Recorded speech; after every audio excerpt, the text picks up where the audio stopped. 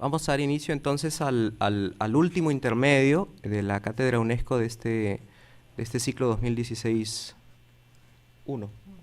2016-1, cuyo tema es el del espacio público. Cuando pensamos en el evento pensamos invitar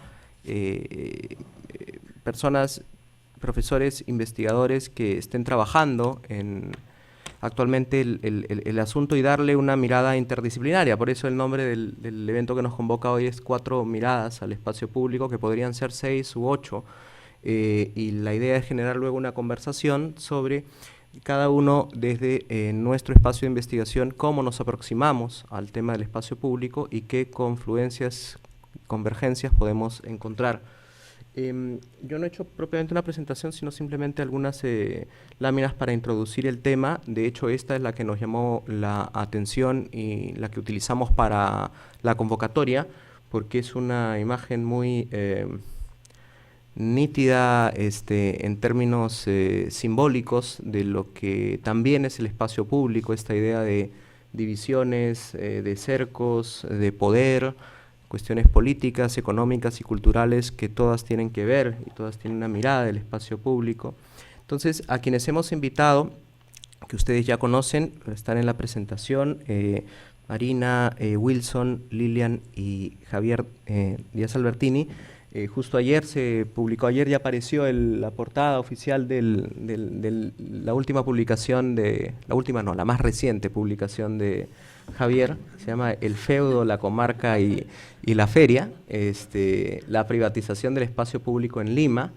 Habíamos prometido ejemplares gratuitos, pero no han llegado por un tema del fondo editorial, así que más bien daremos descuentos a quienes compren el día de la presentación, que entiendo va a ser el 26, sábado 16 a las 7. Entonces,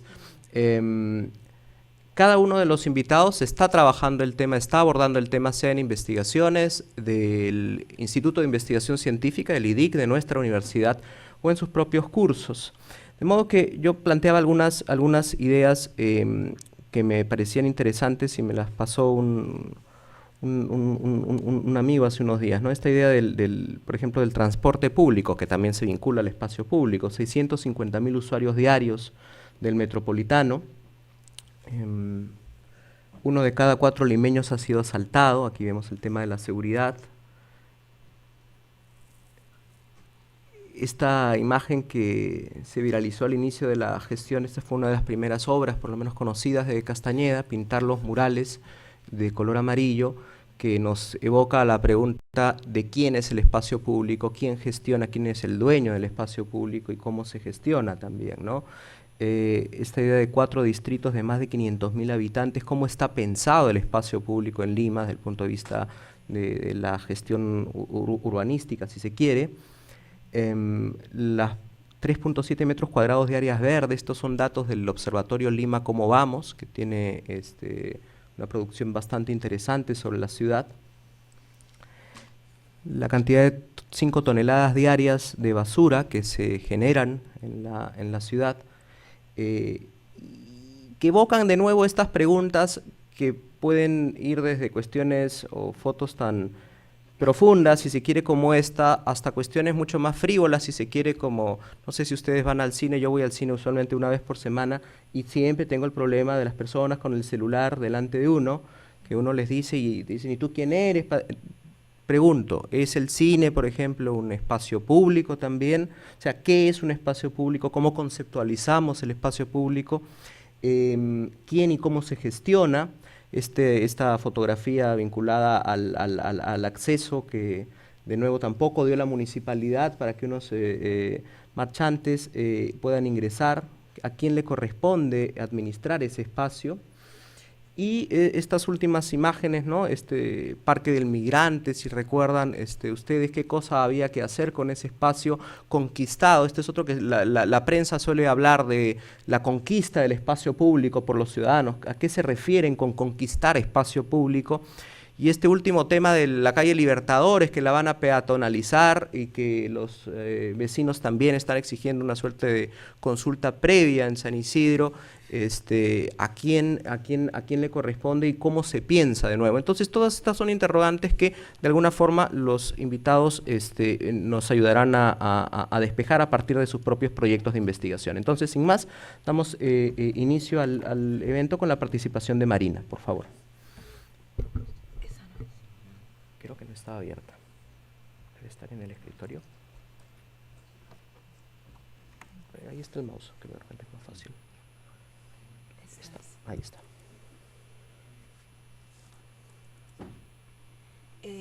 Listo, muchas gracias por la invitación. Me parece sumamente interesante esta reunión y esta conversación interdisciplinaria. Creo que es necesaria porque para hacer... ¿Me escucha? Ahora sí. Para generar la ciudad se necesitan todas las disciplinas porque cada una tiene una aproximación distinta y un conocimiento y herramientas distintas que permiten realizar un proyecto verdaderamente sostenible, durable, económico, etcétera. Entonces, nos mandaron unas preguntas, y la primera era ¿cómo entendemos el espacio público? Acá puse unas imágenes. Entonces, yo creo que es importante ser amante del espacio público, ¿no? Entender por qué es importante el espacio público. El espacio público es un espacio donde todos somos iguales, donde es donde somos libres, donde es equitativo, donde nos sentimos cómodos, donde nos sentimos justos. Y yo quiero abordar un tema de la salud también, ¿no? La seguridad relacionada con la salud, que normalmente no se relaciona. Entonces, este problema de cuerpo y mente sana en ciudad saludable, que a mí me parece un concepto importante. Muchos de los problemas que tenemos ahora en Lima de inseguridad, voy a mostrar un poco de violaciones, etcétera, va también por una falta de un espacio público para el esparcimiento, el ocio, la cultura, la recreación, que sea adecuado. Estamos generando una ciudad que genera gente agresiva, violenta, frustrada, ciertos patrones. Entonces es importante comenzar a relacionar las problemáticas que tenemos con el espacio público. Entonces, este fue el primero, que también es de Lima Cómo Vamos, que salen los problemas principales para los limeños, y resalta, el 85% dice que la delincuencia y la inseguridad es un tema importante, y vemos que el 5% dice, habla de la baja calidad del espacio público, o sea, lo que quiere decir que en nuestra cabeza como ciudadanos, tanto a nivel gobernantes como a nivel ciudadanos, usuarios, no entendemos la importancia del espacio público. El espacio público o la ciudad, la imagen de la ciudad, no es un tema que se discute. Vemos que hemos visto los debates, todos los debates que han habido, hemos tenido 3 meses de debates presidenciales, hemos visto a los técnicos, y nadie habla del tema de la ciudad, o muy poco. Cuando hablan de seguridad, hablan de cárceles, comisarías, cámaras, todas las cosas que plantean, y nadie plantea mejorar la ciudad, ¿no? Entonces vemos las problemáticas, por ejemplo, la violación.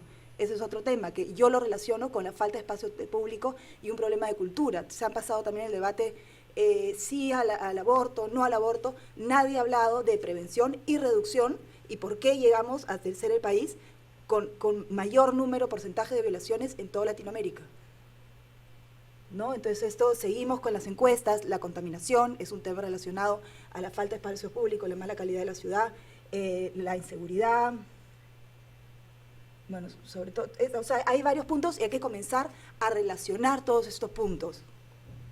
Entonces, yo decía que hay 2 temas importantes. A ver, uno, la falta de oportunidades, como se grafica muy bien en este cómic, ¿no? Entonces no hay seguridad social, no hay educación de calidad, no hay trabajo digno, entonces tenemos delincuentes. Entonces el tema no es sacar a los delincuentes haciendo cárceles o cosas por el estilo, sino trabajar en la prevención, mejorar la calidad de la ciudad, generar espacios, oportunidades, hacer que la gente desarrolle, ¿no? Entonces ese es un tema que es a ver, y el otro tema es el tema del espacio, cómo están nuestros espacios públicos, ¿no? Entonces tenemos espacios públicos abandonados, espacios públicos residuales, espacios públicos vacíos urbanos. El ciudadano no tiene ninguna importancia. Vemos en las municipalidades que hacen la pista, ¿no? Y no hacen las veredas. No sé si se han dado cuenta, cuando construyen la gran obra del alcalde, construye todo el tema y termina y no hay vereda, no hay ciclovía, no hay por dónde pasar. O sea, no está ni siquiera el ciudadano, el usuario, el peatón, no está ni siquiera en la cabeza de la gente que dirige, que nos gobierna y que habla, y ni siquiera tampoco en el usuario. El ciudadano no sabe cuál es su derecho como peatón, como usuario, no tenemos esto relacionado. Entonces, bueno, lo que yo digo aquí no es ninguna novedad. Digamos, hay muchísima teoría desde los años 60, hay libros fundamentales a leer si les interesa el tema, y está demostrado también en ciudades como Medellín, Curitiba, Nueva York, Holanda, etcétera, que digamos, para reducir la delincuencia, la inseguridad, los problemas de violación, etcétera, tenemos que trabajar en este tipo de temas. Entonces, tenemos que introducir esta discusión al tema de la política, de los técnicos, la gente que toma las decisiones. Entonces, eso era un resumen. Yo enseño en el Seminario de Urbanismo de la Universidad de Lima, de esta universidad. Entonces, con los estudiantes trabajamos bajo esos puntos. Trabajamos mucho la primera parte, lo que es la teoría, todo el marco teórico, leer referencias, y este es un resumen bastante claro de una de las alumnas, ¿no? Ese es elaborado por ella. Entonces, las políticas públicas tienen que estar desarrolladas a cierta cosa. Si no van a eso, creamos una inseguridad ciudadana, donde la gente no está cómoda, la población manifiesta inseguridad, etcétera, y sí lo logra, ¿no? Tenemos calidad de vida y bienestar, así de simple. O sea, las políticas públicas tienen que ser planeadas y planteadas con estos objetivos. Entonces, inseguridad ciudadana y soluciones también muy claro. La exclusión social y la desigualdad de oportunidades genera problemas, ¿no? Las soluciones a corto plazo, como lo que quiere decir las cárceles, no es como que yo tengo una fuga, digamos, la delincuencia o los niños entrando, tengo una fuga de agua y te digo, ya, yo voy a poner el agua en balde y la voy a botar, ¿no? Yo tengo que arreglar la fuga. Entonces, tengo que tener acciones sostenibles. También la ciudad, una ciudad diseñada para que se vea, ¿no? Esto de los ojos de la calle, que es la teoría de Jane Jacobs, que tengo que tener la gente afuera para que mire, y barreras políticas, ¿no? Esto de que sea un urbanismo participativo, que es lo que se usa en todas partes, ¿no? Entonces nuevamente, la participación ciudadana más los espacios públicos, ¿no? Entonces hay toda una cosa que nos hace una reducción de seguridad y estos espacios, ¿no? Estas cosas que funcionan bien, esto de tener libre los parques, que los parques no sean rígidos, que nos digan que no podemos sentarnos en el césped, la cultura, bailar, etcétera. Entonces, creo que por ahí termino la primera parte.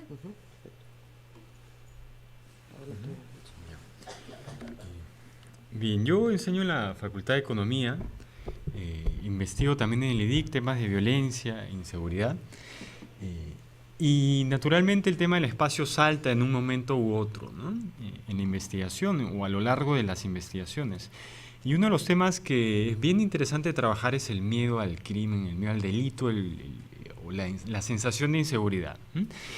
Y cuando entramos a este tema, yo creo que lo que tenemos que, la primera premisa es que en realidad en el espacio no somos iguales, ¿no? Y hay una interacción entre espacio e individuos, ¿no? Entonces, cuando nosotros pensamos en un espacio más homogéneo, muy simpático, digamos, tendemos a esta idea de eliminar todos los potenciales peligros.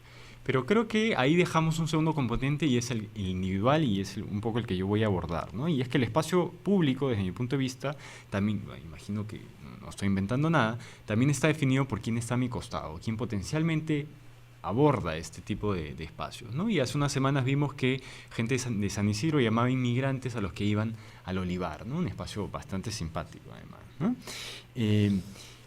Otro punto interesante es cómo, digamos, del otro lado, ¿no? Son los gestores del espacio público de la seguridad ciudadana, ¿no? Y ahí tenemos a los gerentes de seguridad ciudadana, que son puestos, digamos, en cada municipalidad, y que en Lima, por lo menos, la gran mayoría son exmilitares o expolicías, ¿no? Porque hay una lógica bien de militarización de la seguridad y, por tanto, del espacio público.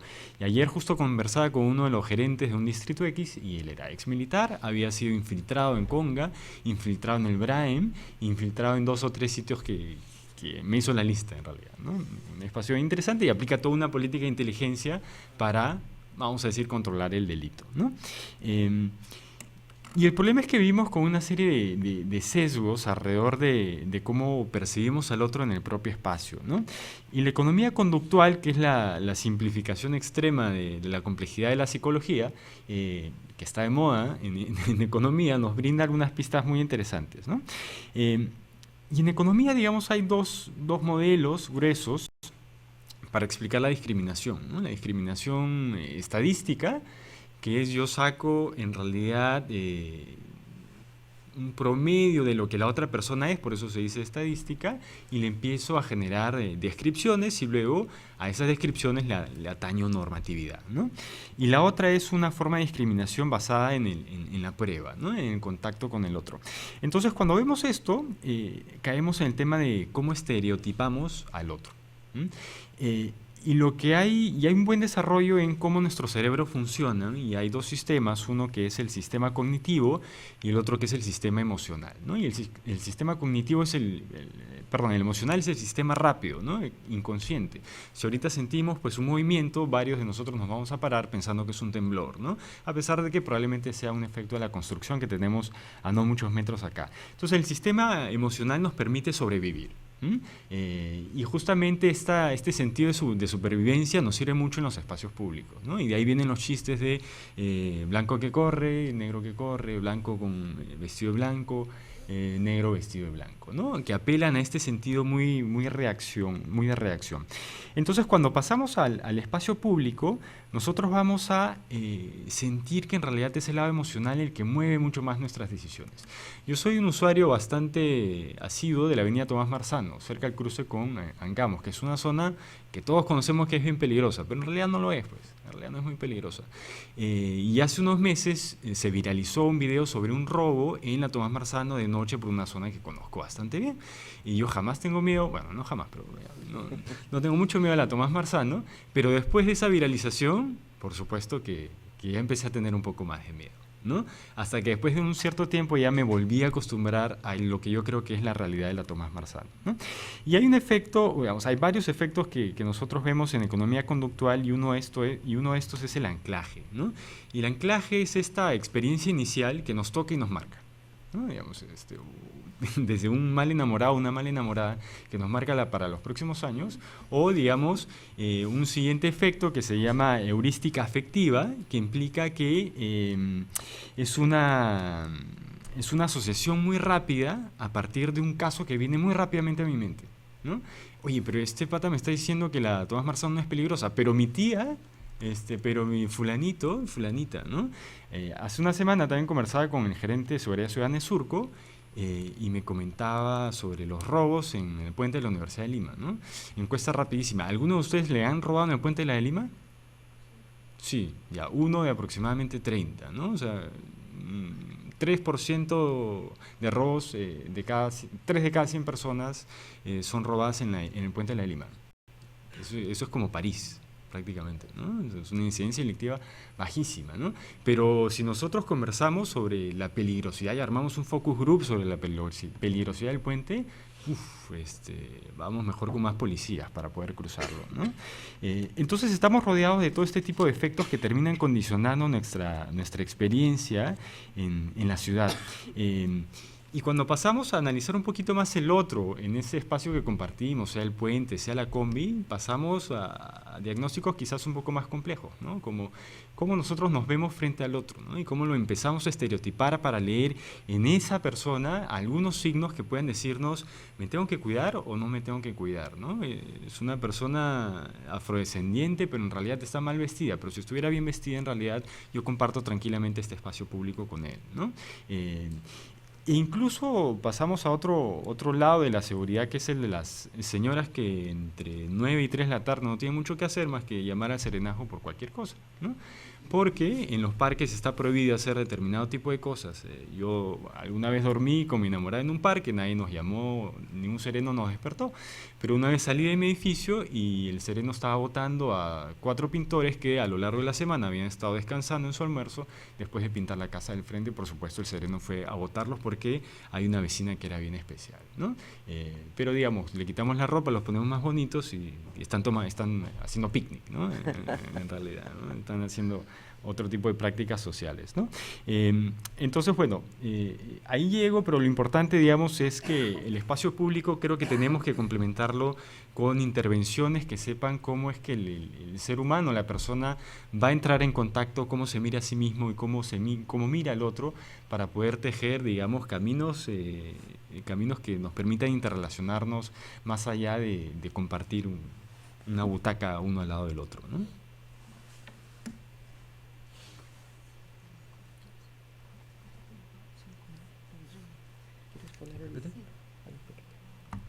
Está abierto. Creo que es más fácil con el mouse. Ahí está. Bien, buenos días. Todavía son buenos días, ¿no? Este año, bueno, soy comunicadora social, mi especialidad es la semiótica, combinado con el análisis político. Si sale algo raro ahí. Este año en el Instituto de Investigación Científica estamos trabajando con un colega que está trayendo un poco el aporte desde la antropología, todo un proyecto en torno a los dispositivos de seguridad, ¿no? Una especie de semiótica de la ciudad, ¿no? Entendiendo dispositivos de seguridad como cámaras, barreras, rejas, etcétera, todo aquello que estamos implementando para cuidarnos o sentirnos más protegidos como un lenguaje. Entonces, vamos haciendo algunas experiencias. En realidad estamos a punto de iniciar el trabajo de campo, pero en la parte, digamos, más conceptual, hemos decidido trabajar un poco lo que en semiótica se conoce como el concepto de envoltura. Entender la calle, o esto que hoy nos convoca, el espacio público, como una envoltura que soporta los dispositivos. Entonces ahí me pareció interesante, tal vez a modo de pretexto, utilizar el caso de Gamarra. En la foto que ven ahí es lo que uno saca en el Google Maps, ¿no? Lo que correspondería a ser la zona de Gamarra es lo que está más rosadito, ¿no? Lo que todos conocemos como el emporio comercial de Gamarra, ¿no? Supone que toda la calle, toda la ciudad es una envoltura. Sin embargo, esta no funciona de manera continua, sino vamos a encontrar sectorizaciones, ¿no? Y Gamarra puede ser ahí un caso interesante para reflexionar. Entonces, después de tener esa fotografía, lo que hice fue a través del Google, ¿cómo se llama? Maps, ¿no? A caminar por Gamarra, ¿no? Y entonces encontré seguí todo el camino, o sea, digamos, vía el Google Maps, no pude, o sea, pude pasearme por la avenida Gamarra, ¿no? Y llegué hasta una barrera con 28 de julio, ¿no? Entonces, encontré dos en realidad, en cuadras diferentes, y era interesante estas rejas porque algunas estaban siendo como un poco ocultadas por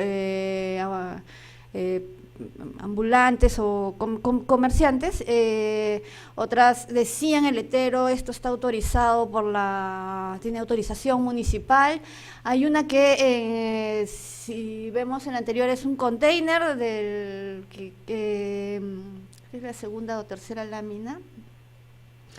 Es un container que parece ser de la municipalidad, o por lo menos hacen que parezca, ¿no? Y así, ¿no? Entonces son calles cerradas, ¿no? Y nos hacemos la pregunta finalmente en términos semióticos, más allá de qué cosas significan, ¿no? ¿Qué función están cumpliendo como un dispositivo que la calle, este espacio público está soportando? Seguimos con las fotografías, estas ya fueron encontradas en internet de manera libre, casual. En las anteriores hay unas en las calles. Seguimos retrocediendo. esta de ahí, por ejemplo, ¿no? Mientras iba paseando por el Google Maps por la avenida Agustín Gamarra, encontré en 2 ocasiones este tipo de barreras, ¿no? Que supongo indican que uno no se puede estacionar o no puede circular el tránsito vehicular. Están puestas ahí, ¿no?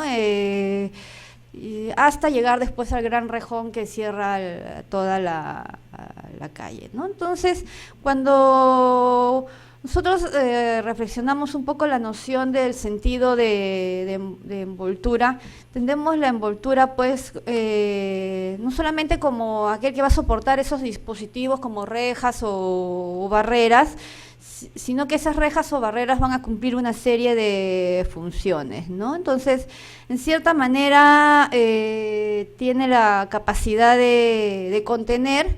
A lo mejor estas rejas están definiendo en ciertos intervalos qué es gamarra y qué no lo es, ¿sí? Filtra la entrada y salida, ¿no? Definiendo lo que es propio de lo que es ajeno, da forma. Sí, y ahí creo que hay una cosa interesante. Bueno, vimos este dibujo que automáticamente el software indicó que eso era gamarra, ¿no? Hasta qué punto estos dispositivos también le están dando forma a algo que vendría a ser un emporio comercial o una comunidad que con los años ha ido construyendo una identidad. Sí, a lo mejor no hemos pisado gamarra o sí hemos ido más de lo que imaginamos, ¿no? A comprar nuestra ropa menor precio, qué sé yo, ¿no?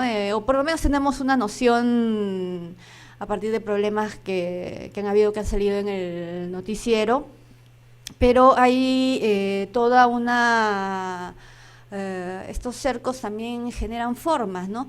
Si estamos frente a un emporio comercial, digamos que lo ideal es que vaya la gente a comprar, ¿no? Entonces, ¿por qué colocar las barreras, ¿no? Entonces, ¿quiénes está definiendo que son potenciales compradores y quiénes no? Recuerdo mucho cuando fue este sonado caso del desalojo de la parada, ¿no? Hubo, se supone, todo un problema porque se dijo, supongo que sería cierto, es lo que reportaron las noticias, que mucha gente fue a saquear a Gamarra, ¿no? Entonces, estas rejas están cumpliendo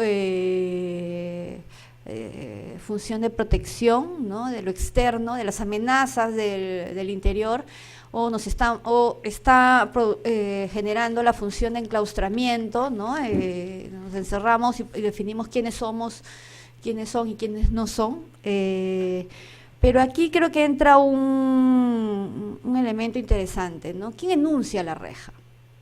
¿Quién la pone? ¿Quién la instala? ¿No? Y ahí es donde no están claros pues la función municipal, ¿no? Si son finalmente barreras formales, informales, ¿no? Es el comerciante que siente que tiene derecho sobre la pista y decir quién se estaciona y quién no se estaciona, quién pasa y quién no camina. Y creo que en esa enunciación de estas rejas o barreras hay una gestión del poder. ¿Sí? Hay un ejercicio del poder y en cierta manera la proyección de una relación amo-siervo. ¿Sí? Es una de las discusiones que he tenido con mi colega antropólogo, ¿no? Que dice que viene después de las épocas coloniales, ¿no? Entonces el amo pone la reja, ¿sí? Y le da poder y puede decir quién entra y quién no, quién sale, evita, ¿no? Protege, y los demás están sometidos y sojuzgados a eso, ¿no? Digamos, los individuos solos no van a poder, en cierta manera, protestar contra la colocación de una reja, a menos que sean sujetos organizados. Y a partir de esta gestión del poder es donde aparece este asunto de quién tiene el poder y la capacidad de categorizar lo público, lo privado, o lo semipúblico y lo semiprivado. ¿Sí? Que están empezando a aparecer como elementos categorizadores y organizadores del entorno, pero que son gaseosos, ¿no? Entonces, Sí, tal vez estamos observando procesos, y ahí Javier tal vez nos puede ofrecer mucha mayor evidencia, ¿no?, de procesos en donde lo público se está privatizando, ¿sí? Pero también recordemos que tenemos historias en donde aquello que era privado, pertenecía al Estado, se fue, aquello que era público, ¿sí?, que eran terrenos seriazos del Estado, se convirtieron en semiprivados o privados a partir de las invasiones, ¿no? Pero también encontramos como el espacio que es público, que es de todo, las calles, esta envoltura que nosotros estamos analizando, se está privatizando, ¿no?, a veces con la finalidad de construir pues distintos tipos de comunidades, ¿no? Pero creo que son tránsitos distintos, ¿no?, de lo público que se hace privado, de lo público que se privatiza, y de lo privado que se vuelve público. Creo que también ahí hay procesos interesantes que conviene ir mirando. En eso estamos, digamos, es un inicio todavía muy incipiente de nuestra investigación. Fueron justamente los colegas arquitectos en una sesión que tuvimos en el Instituto de Investigación que nos sugirieron ver el caso de Gamarra. Por eso empezamos a pasear y empezar a encontrar las rejas. Tenía la noción de eso, pero el tema era pues verlos y encontrarlos y hacerse justamente esa pregunta, ¿no?, frente a algo que es comercial. En fin, son apuntes para seguir conversando.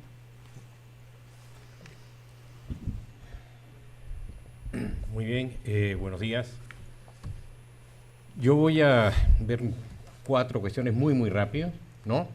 Mucho tiene que ver con esta investigación y este fabuloso libro. Muy bien. Tengo que seguir con los Publicherries el próximo mes. Cuando hice esta investigación, interesó varias cosas, ¿no? Y preocupaciones sobre cómo los limeños nos relacionamos al espacio. No solamente el espacio público tradicional, sino también espacio que compartimos en forma colectiva, como puede ser aquí en la universidad, ¿no?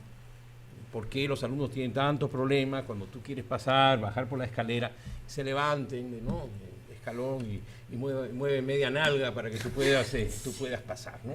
¿Por qué se apropian del espacio de esa manera, ¿no? No tenemos acá lo que sí hay en la Católica, que son letreros, no te puedes sentar pues en la escalera, ¿no? Pero, digamos, o tú quieres pasar por un pasillo, que por alguna razón se llama pasillo, ¿no? Y está bloqueado, ¿no? Y no puedes pasar y te miran en forma rara porque estás interrumpiendo supuestamente mi apropiación en este momento de este espacio. Entonces, claro, la idea es, con la modernidad surge esa separación entre lo privado y lo público, ¿no? ¿Por qué? Porque surge la idea también del individuo, sujeto de derechos, la privacidad, ¿no? A una vida propia, pero al mismo tiempo una vida compartida. La vida compartida es lo público. Y claro, yo puedo ir desde el espacio íntimo hasta el espacio público. Y en el camino, ¿no?, como dice Lilia, pasar por lo íntimo, lo privado, lo semiprivado, lo cuasi público y lo público, ya, por decir algo. Y todo eso tiene que ver con usos, también con normativa y otras cosas, ¿no? En Lima, lo que notamos, simplificando totalmente, es que hay 2 tendencias. Una fuerte, mayoritaria, y otra que con el tiempo está aumentando en importancia. La fuerte es la privatización, ¿no? Tomar ese espacio público y apropiarme de él, ¿no? Casi siempre informalmente. Y la segunda es, ¿no?, conquistar las calles, ¿no? En Lima estamos viendo cada día más ciclistas, más corredores, más peatones, más personas que se pelean con el carro en un cruce peatonal, muchas veces arriesgando su vida. Pero hay una noción de derechos que me parece interesante. Pero, por desgracia, la privatización tiene mayor fuerza, ¿no?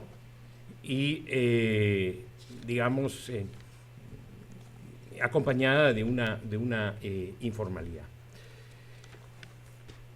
¿Por qué la privatización? Una en lo que estudia Wilson, el temor, la inseguridad, en donde es importante la percepción, más allá de que si un ministro lo dice, todo el mundo, ay, la percepción, mira cómo está aumentando, en Barómetro de las Américas estamos número 1. No, hay todas esas cosas, cuestión cuando la percepción, como tú bien dijiste, Marzano, si es peligroso o no, tiene que ver con las noticias que vi esa mañana, ¿no? Entonces, claro, toda ciudad es insegura, pero si yo inyecto en la vena, ¿no?, el temor en forma diaria, se vuelve más insegura todavía. Y es una inseguridad que responde a clase social, ¿no? O sea, todas las encuestas demuestran que la gente en San Isidro se siente mucho más seguro que la gente en Independencia o en Puente Piedra, ¿no? Creen que sus parques son más seguros, creen que sus calles son más seguras. Claro, el otro día leí, porque como quieren revocar al alcalde de San Isidro, ya San Isidro tiene 1000 serenos. Ha aumentado de 500 que tenía hace unos años a 1000. Y son 50.000, 57, 60.000 habitantes. Quiere decir que hay un sereno por cada 60 habitantes, ¿no? En San Juan de Lurigancho hay un sereno por cada 2.500 habitantes. Entonces, ya es casi imposible caminar en San Isidro sin chocar contra un sereno, ¿no? Y siguen contratando más y más y más, ¿no? Porque la idea es que es inseguro, cuando todos los estudios demuestran que es el distrito más seguro de Lima, ¿no? Pero se insiste con la idea. No, y todo el mundo habla del Starbucks que asaltaron hace como 6 años, ¿no? En Conquistadores, ¿no? Ese es el referente. El referente es, no, ¿te acuerdas que conquistaron? Y unas razones de este impulso revocatoria es porque no, que fulanito estaba caminando no sé por dónde y lo asaltaron, y que si el otro, ¿no? Etcétera. Entonces el temor. Pero en segundo lugar está el transporte, ¿no?, que privatiza nuestra ciudad. Yo no dejaba que mis hijos jugaran en la calle, no porque pensaba que iba a ser un secuestro al paso, sino porque lo iban a atropellar. Mi miedo era ese. Yo la encuesta que hice en Lima, le pregunté a la gente, ¿qué es más peligroso? ¿No? ¿Por qué temes a la calle? ¿Por el asalto o por el transporte? Y me sorprendí, pero un 35% dijo el transporte. Pues claro, mi barrio puede ser muy seguro, puede ser que no haya choros, pero cruzar la calle, ¿no? A pesar de que hay señales que dicen, pues aquí cruzan niños, ese es colegio. No. Si no pongo 10 rompemuelles, simplemente... Entonces, claro, eso es parte de la privatización. Además, como ha aumentado el parque automotor, y ese es uno de los problemas en San Isidro, ¿dónde estaciona? Entonces la gran lucha es estacionarme en la calle y en las veredas, ¿no? Y por desgracia, la solución muchas veces de nuestros alcaldes es hacer más estacionamiento, lo cual genera más uso del auto, ¿no? Se vuelve un círculo vicioso.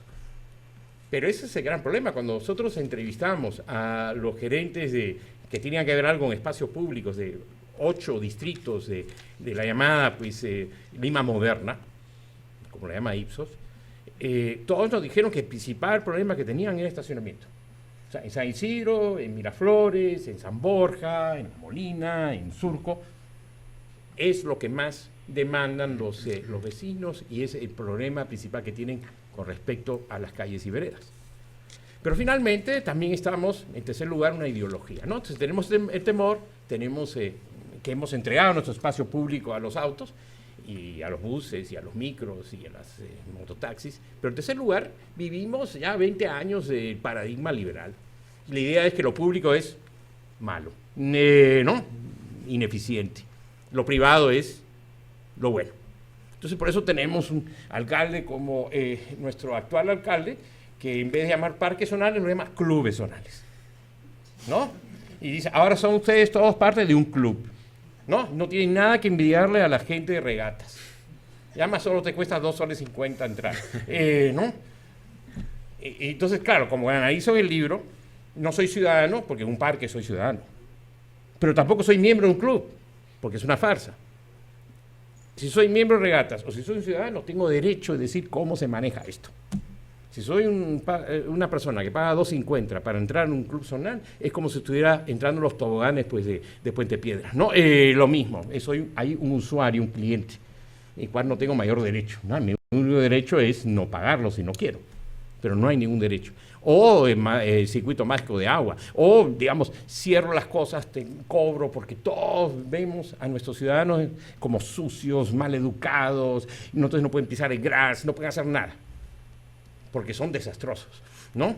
Y lo que te dicen en los distritos mayores ingresos, no, aquí no, porque la gente es culta, una pobre cultura, la gente es culta, es educada, entonces por eso cuidan los parques, pero si vienen, ¿no?, los inmigrantes del INSE, ¿no?, como decían pues en una de las Facebook, de estos que están saliendo sobre San Isidro, ¿no?, que vienen los inmigrantes del INSE, que eso también es algo sociológico, porque en estudios realizados en Santiago de Chile, cuando yo soy de nivel superior, yo veo al que es medianamente superior como peligroso, y el medianamente superior ve al próximo como peligroso. Entonces San Isidro ve al INSE peligroso, ¿no? Lince va a Breña, Breña ve, no, y así vamos hasta que llegamos no sé de dónde en Ventanillas, pero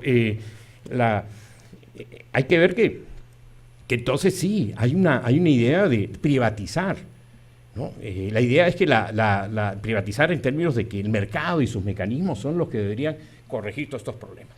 Entonces, si yo tengo problema de uso de espacio público, lo cerco y te cobro. Y de esa manera, ¿no? Y lo curioso es que en focus groups realizados durante el gobierno de Villarán, la gente está a favor que cobren y deben cobrar más, porque justo lo que quieren es excluir, ¿no? Mientras más me cobran, mejor, ¿no? Y hubo un focus group interesante cuando entrevisté al gerente, uno de los gerentes de Serpar durante el gobierno de Villarán, en una zona, en un parque, creo que se llama Cahuide, que es compartido ATE con el Agustino. Y no me acuerdo ahora cuál era el más urbanizado, pero no me acuerdo si era ATE o el Agustino en este momento. Pero uno quería que se crearan 2 piscinas, ¿no? O sea, piscina para ATE y piscina para el Agustino, ¿no? Entonces, claro, es que si yo me manejo bajo la idea de que no quiero compartir, sino lo que quiero es excluir, entonces hay esa idea.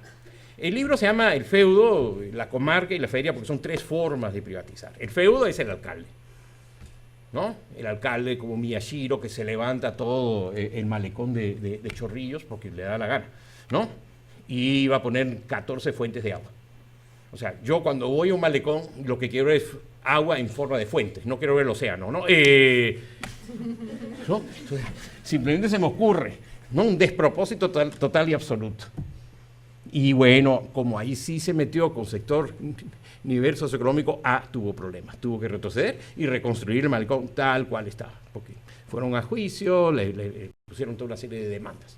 Pero, como hemos dicho, las cosas que hace pues, nuestro actual alcalde metropolitano, ¿no? Si hay un tercer carril, no, que esto y lo otro, ponga el tercer carril en la costa versal. Simplemente actúo como quiera, ¿no? Y no está hablando de la cuestión estética, que también es todo una discusión, ¿no? Si se me ocurre tener estatuas enormes de diamantes o delfines, no, yo impongo lo que quiera.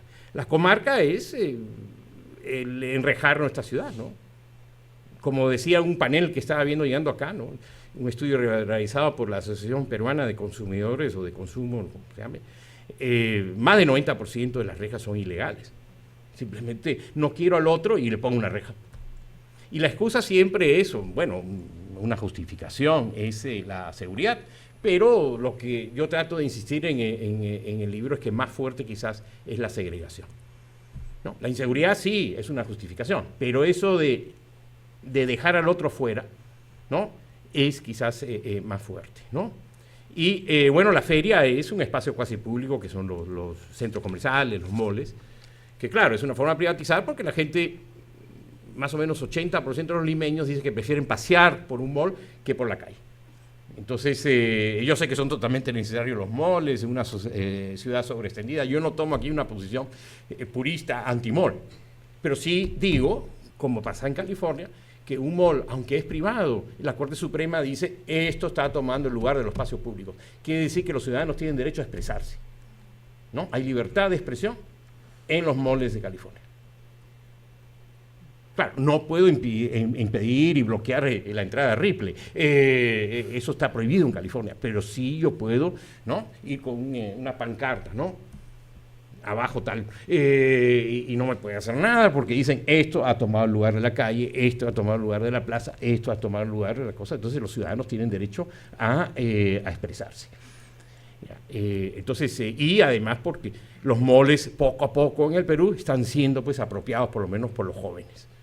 Y eso es bueno porque entonces empiezan a dar otro uso, ¿no?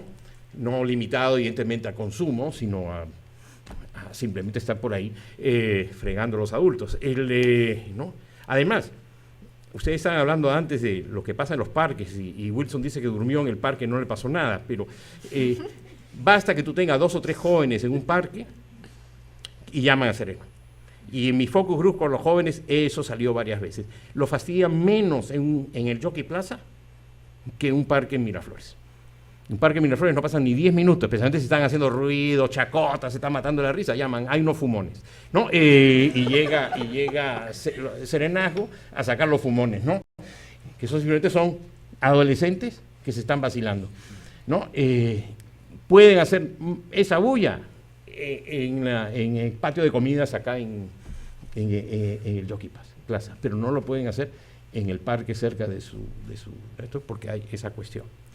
Ahora, ¿por qué es importante, finalmente, por qué es importante hablar de un distrito de 60.000 habitantes, ¿no? Que es San Isidro, una minoría de lo que es esta ciudad? Porque yo cuando empecé mi investigación era sobre espacio público en términos generales, pero me di cuenta que el espacio público con proyección y vocación metropolitana estaban en los distritos de mayor nivel socioeconómico. O sea, es más probable que alguien de Villa Salvador vaya a Miraflores que alguien de Miraflores vaya a Villa Salvador. ¿Y por qué? Bueno, tienen el mar, en primer lugar, ¿no? Los limeños se están volcando por fin hacia el mar, ¿no? Antes no querían porque ahí venían los piratas.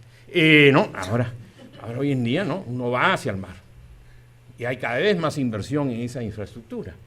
Entonces, ¿cuáles son los distritos que hagan el mar? Pues evidentemente, ¿no? Chorrillos, Barranco, también Miraflores. Y Miraflores ha tenido desde el primer gobierno de Andrade una política de espacios públicos abiertos, ¿no? Que un alcalde tras otro, con una pequeña interrupción con Macías, han logrado eso. Entonces la gente va a los parques de Miraflores y el Malecón es uno de los parques quizás más largos que tenemos. Igual San Isidro con el Olivar, ¿no? Igual podemos hablar de varios distritos, ¿no? Toda la zona alrededor de Pentagonito, son todos distritos de nivel socioeconómico superior. Entonces tienen los espacios, tienen la infraestructura, tienen el verde, ¿no? Esta ciudad en el medio del desierto, justo esos distritos que estoy mencionando son los que tienen más área verde por habitante, ¿no? San Isidro tiene como 18 metros cuadrados, Miraflores está como un 14, 16, San Borja está por ahí, ¿no?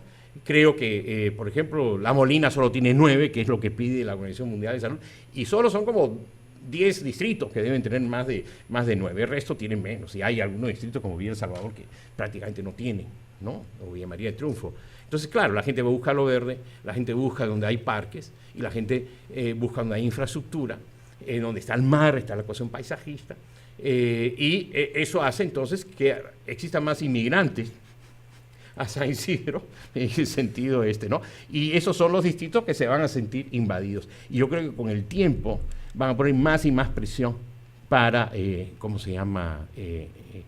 evitar eso. En mi investigación, para finalizar, algo muy claro. Los dos distritos de nivel socioeconómico medio para arriba, que prácticamente no tienen calles enrejadas, también son San Isidro y Miraflores. Algo San Borja.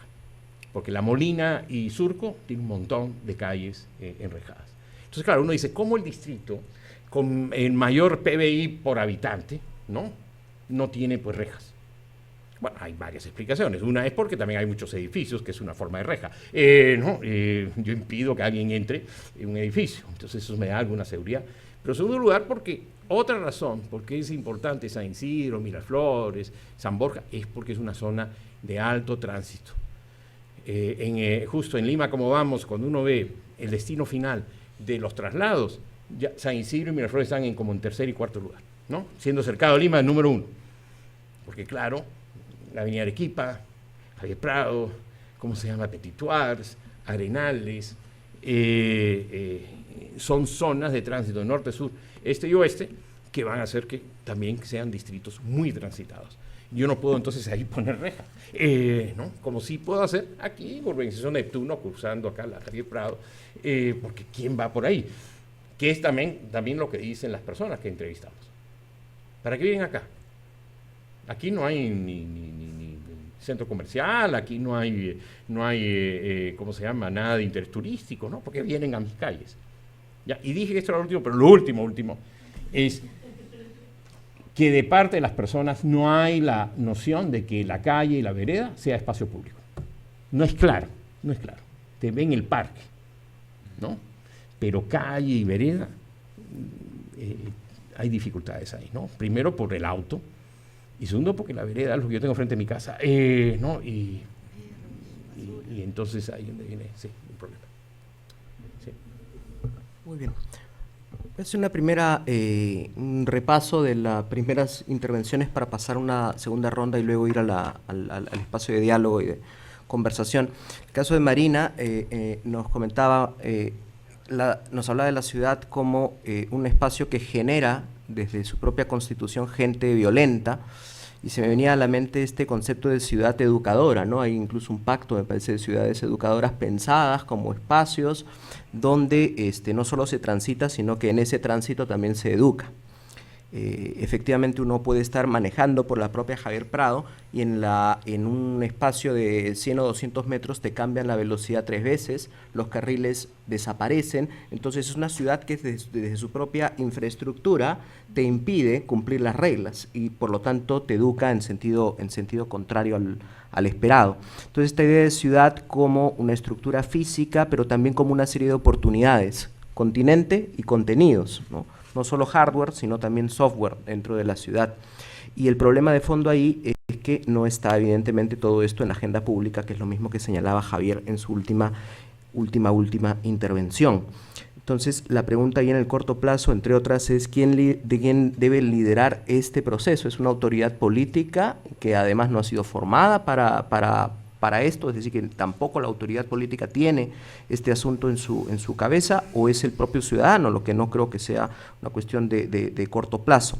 Luego Wilson nos hablaba de la ciudad de nuevo como un espacio de convivencia, donde la gente se pregunta con quién comparto territorio, y a propósito de la economía conductual a la que se refería, esta idea o esta necesidad de clasificar y de crear estereotipos y de normar a partir de esos estereotipos creados, y el efecto emocional que genera una serie de percepciones, como la del miedo, a partir de experiencias reales o experiencias mediatizadas que potencian esa presunta realidad, es decir, casos que se repiten de calles que son violentas, de cuestiones que ocurren en espacios determinados y que condicionan, por supuesto, el comportamiento de los ciudadanos.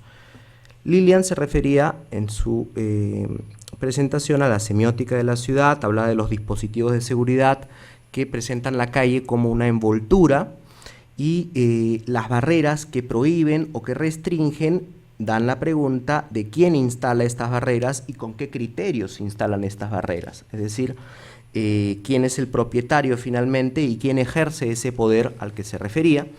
Y finalmente Javier hablaba de la modernidad, del concepto de individuo y cómo hemos transitado desde lo íntimo, lo privado, hacia lo público, y esta tendencia a la privatización por de nuevo imaginario creado, donde lo público es inferior a lo privado es mejor, lo privado es más eficiente, que tiene como causas el temor, la inseguridad, un transporte bastante ineficiente y una ideología también privatizadora que es la hegemónica. Se me ocurrían ahí cuestiones que no han sido mencionadas, pero que seguro podríamos conversar de ellas, como el miedo de las propias mujeres a transitar en la ciudad, entonces ahí hay también una privatización del espacio público, y el miedo de los peatones. O sea, cuando un ciudadano trata de portarse bien, incluso dar pase, las personas te miran con un miedo, como diciendo, seguro no me vas a dar pase, o me quieres matar cuando vaya, o sea, de nuevo, esta idea de la ciudad violenta que genera gente violenta y que genera un estado de desconfianza absolutamente caótico. Entonces hay, lo decía Javier, una ciudadanía parcial y transitoria que se compra, ¿no? En un espacio público tiene accesos más rápidos, el que tiene la tarjeta de crédito más oscura con más sellos, el que compra, el que paga más, entonces se compra, digamos, esta ciudadanía premium, pero es una ciudadanía finalmente efímera, porque cuando se empiezan a trabajar proyectos de creación de espacio público, surge la pregunta, ¿y para qué es este espacio público? ¿Para quién? ¿Quién va a utilizarlo? Si no soy yo, ¿quién va a venir? Y entonces se genera un riesgo que me lleva a la pregunta final de ya no de Lima cómo vamos, sino Lima hacia dónde vamos, y sería interesante conversar también cuáles son sus propias ideas de prospectiva. Pasamos entonces a la segunda ronda.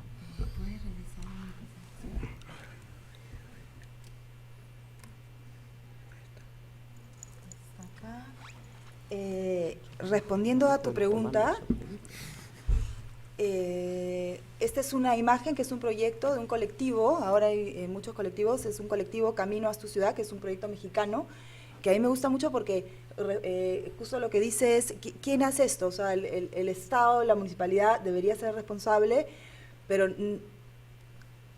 seamos positivos y pensemos que lo va a hacer, pero a mediano plazo vemos esta primera imagen de esta mujer que camina en medio de una autopista, sin ninguna vereda, sin ningún nada. Entonces aparece un colectivo que simplemente comienza a pintar y pinta una línea verde. Entonces pintar una línea verde en el piso, en las ciudades como Lima o como esta de México, es algo significativo. Entonces después, ¿qué pasa? Está la línea verde, está el espacio, y vemos en la imagen final que la municipalidad finalmente instala y marca, este es un espacio de peatón. O sea, lo que está pasando ahora, que los colectivos comienzan a hacer cosas y la municipalidad con las autoridades, vamos a decir, comienzan a ver que estas iniciativas funcionan, que la gente se siente cómodo, que tienen buenos resultados, y comienzan a formalizar estas cosas y se comienzan a repandir, ¿no? A replicar, a darse cuenta, sí, es mejor, ¿no? Es mejor para justamente la seguridad, la identidad, todas las cosas que estamos hablando aquí, ¿no? Entonces, este es uno que me gusta mucho. Este es otro, que es uno español, que se llama Esto no es un solar, que en diferentes ciudades de España, todos los vacíos urbanos los implementan, en vez de que sean espacios muertos donde no hay nada y que sean sucios y que estén ahí puntos de delincuencia y etcétera, los implementan de manera muy económica, los pintan simplemente las paredes, ¿no? Entonces eso genera un espacio público, ¿no? De bajo presupuesto, puede ser no durar para siempre, ¿no? Entonces esas son cosas que también se están dando acá en Lima bastante. Yo creo que está comenzando con fuerza esto. Nosotros mismos en la facultad tenemos el Círculo de Estudios de Urbanismo y estamos haciendo un proyecto de implementación de espacio público en Manchay en conjunto con la comunidad.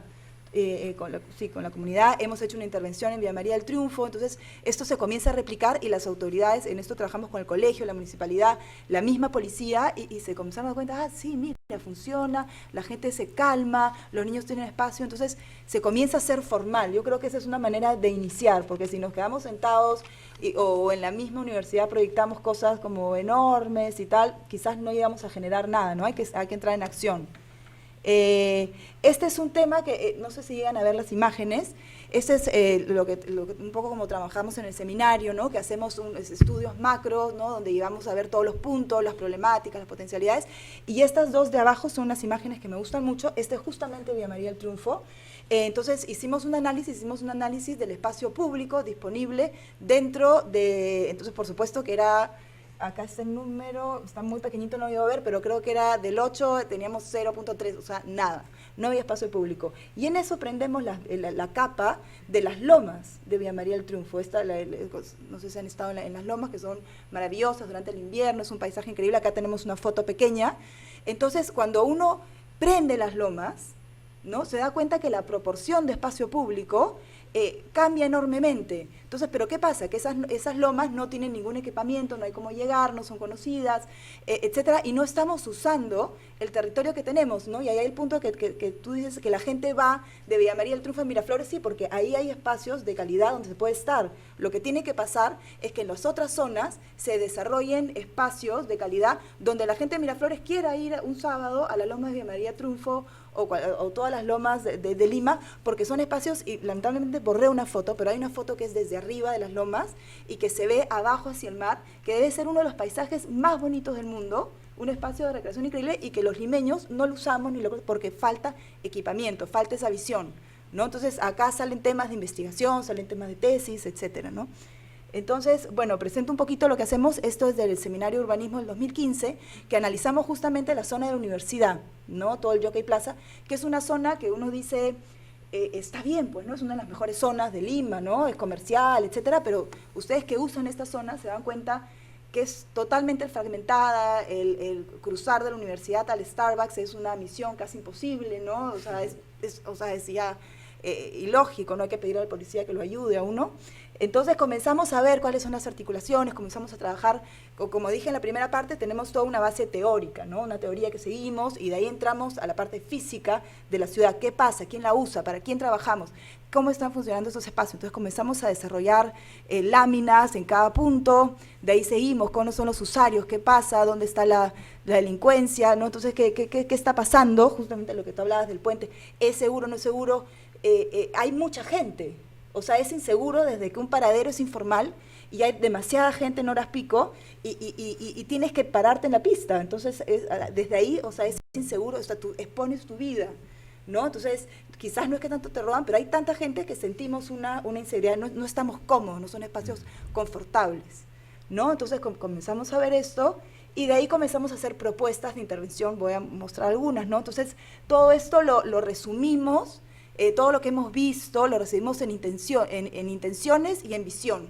Entonces tenemos una visión que es el equilibrio entre el vehículo y el peatón. O sea, Lima es una ciudad, una de las principales características es que es fragmentada. Es sumamente fragmentada físicamente, socialmente, económicamente, pero físicamente es una cosa increíble, ¿no? O sea, a nivel vehicular porque se ha dado la prioridad a lo que es el carro y no al peatón y es difícil cruzar. Ahora lo que está pasando estamos estudiando otra zona y al hacer justo las avenidas principales que están haciendo y todos los tréboles, ustedes deben haber visto por ahí las gráficas que hay, o sea, y el peatón por donde cruza, ¿no? Entonces, barrios que se han hecho en conjunto, ahora quedan totalmente desarticulados y vemos una Lima en dos velocidades, la velocidad rápida y la velocidad del peatón, ¿no? De la persona que camina, que es la mayoría de la gente que camina, que no tiene por dónde cruzar y está inconfortable, etcétera, ¿no? Entonces tiene esta sensación de seguridad, pero es una sensación física, porque de verdad uno no está seguro en estas condiciones, tienes que cruzar por abajo, tienes que cruzar el puente, entonces, y tampoco estamos entendiendo a los usuarios, ¿no? Entonces comenzamos a ver este por ejemplo es uno, creo que no puse las fotos anteriores, pero es el paradero frente al Jockey Plaza, que hay unas rejas acá, entonces la gente se pone en la pista. Entonces es simplemente comenzamos a hacer ejercicios de cambiar la posición de la reja, ¿no? Vamos a cambiarla, vamos a ponerla para atrás y vamos a ganar este espacio para los peatones. Entonces comenzamos a hacer propuestas muy pequeñitas, pero que pueden cambiar, ¿no? Esta es otra, que hay una parte donde uno cruza, no sé si llegan a ver la imagen de abajo. Entonces es una vereda que mide 1,20 y circulan por ahí, no sé, llegan a pasar, no puedo decir, pero la cantidad de gente que pasa es enorme para el espacio, al lado de una avenida muy grande, y además que los discapacitados no pueden bajar porque la última parte no es rampa, sino escalera. Entonces se plantea, acá, no sé, lo llegan a ver aquí, unos puentes a 2 niveles que bajan, entonces con este objetivo, ¿no? Creo que el más claro podría ser ¿no? Este es el trébol, no sé si lo han cruzado, pero para llegar de un lado al otro uno se demora como 40 minutos. No hay iluminación, no hay bancas, no hay dónde estar. Entonces ustedes se imaginan a alguien que ha trabajado en el Jockey Plaza todo el día y además hay algunos puestos donde uno no se puede sentar en todo el día. Trabajas 8 horas, sales, ¿no?, a una ciudad donde no hay ninguna banca, o sea, no te puedes relajar un ratito, hablar por teléfono, comerte algo, y hay mucho comercio. Y el trébol, no sé si ahora que salgan, observenlo mejor, tiene una cantidad de césped. Es un parque enorme que nadie usa, es solamente visual. Entonces planteábamos esto así muy discretamente. ¿Qué pasa si movemos la reja y creamos una plaza acá? ¿No? Entonces son cosas que se pueden hacer, que se pueden promover a las municipalidades, etcétera, pero digamos no necesitamos los megaproyectos para mejorar la calidad de la gente. Eso es a lo que vamos a hacer. Tenemos que buscar estos proyectos pequeños que cambien el sentir, la sensación, el estar, el sentirse mejor. Entonces, aquí seguimos, Y dijimos, tenemos que lograr realizar uno, ¿no? Entonces tenemos que lograr realizar, ese era un poco el objetivo. Entonces el semestre que siguió nos juntamos con Ocupa tu Calle, que es una iniciativa de Lima Como Vamos, y hicimos la visita a la zona. Entonces nos dieron este espacio que es frente a un colegio, y comenzamos a intervenirlo. Entonces hicimos todo el estudio de Villa María del Triunfo, descubrimos que, o sea, el proyecto ideal en realidad era en Las Lomas, ¿no? Que ya algunos chicos lo están haciendo en tesis, pero dijimos, bueno, vamos a hacer algo pequeño. Entonces agarramos estos dos espacios, hicimos un tema que se llamó La Placebra, porque era una plaza peatonal, hicimos los diseños, los presentamos a la municipalidad, desarrollamos todas las partes, ¿no? Y de ahí tuvimos 3 días de trabajo intenso en el sitio, en el mismo sitio de intervención, limpiamos el espacio, fabricamos nuestro mobiliario, pintamos, ¿no? Sembramos las plantas, todo el material lo consiguió Ocupa tu Calle, la municipalidad de Villa María del Triunfo. Hicimos el mobiliario, ¿no? Montamos el mobiliario y tuvimos nuestros primeros usuarios. O sea, uno pone el espacio, pone la ciudad mejor, más limpia, más digna, sobre todo digna, y los niños se comienzan a acercar, los padres se comienzan a sentar, uno genera espacio, y cuando uno genera espacio, ¿no? Y la gente se siente bien, la ciudad comienza a funcionar mejor, ¿no? Y uno se siente más seguro. Entonces, este es todo el equipo que trabajó, porque esto es una cosa que tiene que ser en equipo, interdisciplinario, porque nosotros como arquitectos podemos hacer una parte, pero faltan los abogados, los comunicadores, que son fundamentales en esta búsqueda, ¿no? Entonces, esta frase, ¿no? La ciudad es el reflejo de nuestra historia y nuestra historia dará paso a nuestro futuro. Hay una expresión que a mí me gusta mucho, que es ver a una ciudad, ¿no? Ver el estado físico de una ciudad, sobre todo Villa María y vamos a hablar de la periferia, nos expresa cómo han estado, cómo ha sido la gestión de nuestros recursos, ¿no? Tanto territoriales como económicos. ¿Qué ha pasado? Entonces, cuando vemos Lima, o sea, tenemos que reconocer que si bien han habido cosas buenas, porque a mí la ciudad informal es una ciudad hasta que me gusta, a mí me gusta la ciudad informal, que sea mixta y etcétera, entonces, pero hay cosas que no han estado bien hechas, entonces hay que mejorarlas, entonces hay que trabajar a futuro, mejorando la ciudad y haciendo una ciudad de calidad para todos. Ahí termino. Listo. Bien, creo que todos conocemos por lo menos a una persona, y desde muy temprano en nuestras vidas, que tiene hipertensión arterial, ¿no? Y sabemos que está pegada pues al tensiómetro, ¿no? Y vemos, si es que vamos a su casa, el tensiómetro por ahí, ¿no? Y probablemente pues se tome la presión, no sé, una vez al día, 2, 3, ¿no? Pero imagínense que esta persona en realidad se toma la presión, porque así se lo ha dicho su médico por obligación, una vez por semestre, ¿no? Entonces, evidentemente no va a llegar al primer semestre, ¿no? O a la segunda medición. Así es Lima y el mapa del delito, ¿no? El mapa del delito es poner tu mapa y ver dónde están tus puntitos de incidencia delictiva, ¿no? En qué zonas, en qué cuadras precisas te han robado, cómo ha evolucionado eso en el tiempo, y una serie amplia de temas. Y hay una norma que obliga a las municipalidades a tener mapa del delito, perfecto, pero a tenerlo actualizado solo 2 veces al año, semestralmente, ¿no? En realidad ese mapa no sirve de mucho. Y cuando sirve para hacer cosas bien interesantes y complejas, digamos, que pueden llegar hasta predecir dónde van a aparecer los siguientes delitos, ¿no? Entonces, cuando enfrentamos este tipo de cosas, la pregunta es la que hacía Julio César, ¿no? ¿Cómo gestionamos en realidad el espacio público? Y la gestión del espacio público a nivel de seguridad está bien mediatizada y bien criminalizada, ¿no? Yo cuando vivía en Surco recibía la revista del distrito y me sentía muy tranquilo cuando llegaba a la sección de seguridad ciudadana y estaban las fotos de los nuevos delincuentes que habían atrapado en el mes, ¿no? Y claro, sí, te genera una sensación de tranquilidad, ¿no? Pero al mismo tiempo, esa imagen continua, persistente, que siempre se atrapan delincuentes, te genera pues un nivel de inseguridad, ¿no? O sea, la cosa no está cambiando, la cosa está peor, mira los 5 primeros minutos de todo noticiero, esto está desbordado, ¿no? Entonces esto nos pone en un nuevo nivel de cómo, digamos, recuperar el espacio público con dinero y sin dinero, ¿no? las lomas de Villa María, digamos, a mí me sorprenden porque no las conocía así, me parece un espacio súper bacán. Y esto va a sonar muy snob, pero cuando yo viví un par de años en París por la maestría, tuve que caminar 40 minutos para meterme a un bosque y ver la proyección de una película, ¿no? Y toda la gente lo hacía, ¿no? Entonces, tranquilamente, con bajo presupuesto, estas lomas se pueden aprovechar. Pero en otros casos es mucho más difícil hacerlo, ¿no? ¿Cómo hacemos que la gente, por ejemplo, sienta que la playa Pescadores es igual que la playa que está al costadito, ¿no? Que es de regatas, pues, ¿no? Entonces, Pescadores y las playas de regatas son exactamente la misma cosa cuando nos sentamos en la orilla y vemos al mar, ¿no? Y claro, yo tengo un amigo que vive exactamente arriba de Pescadores y es el que nos empujó finalmente a ir y fuimos un poco a regañadientas, ¿no?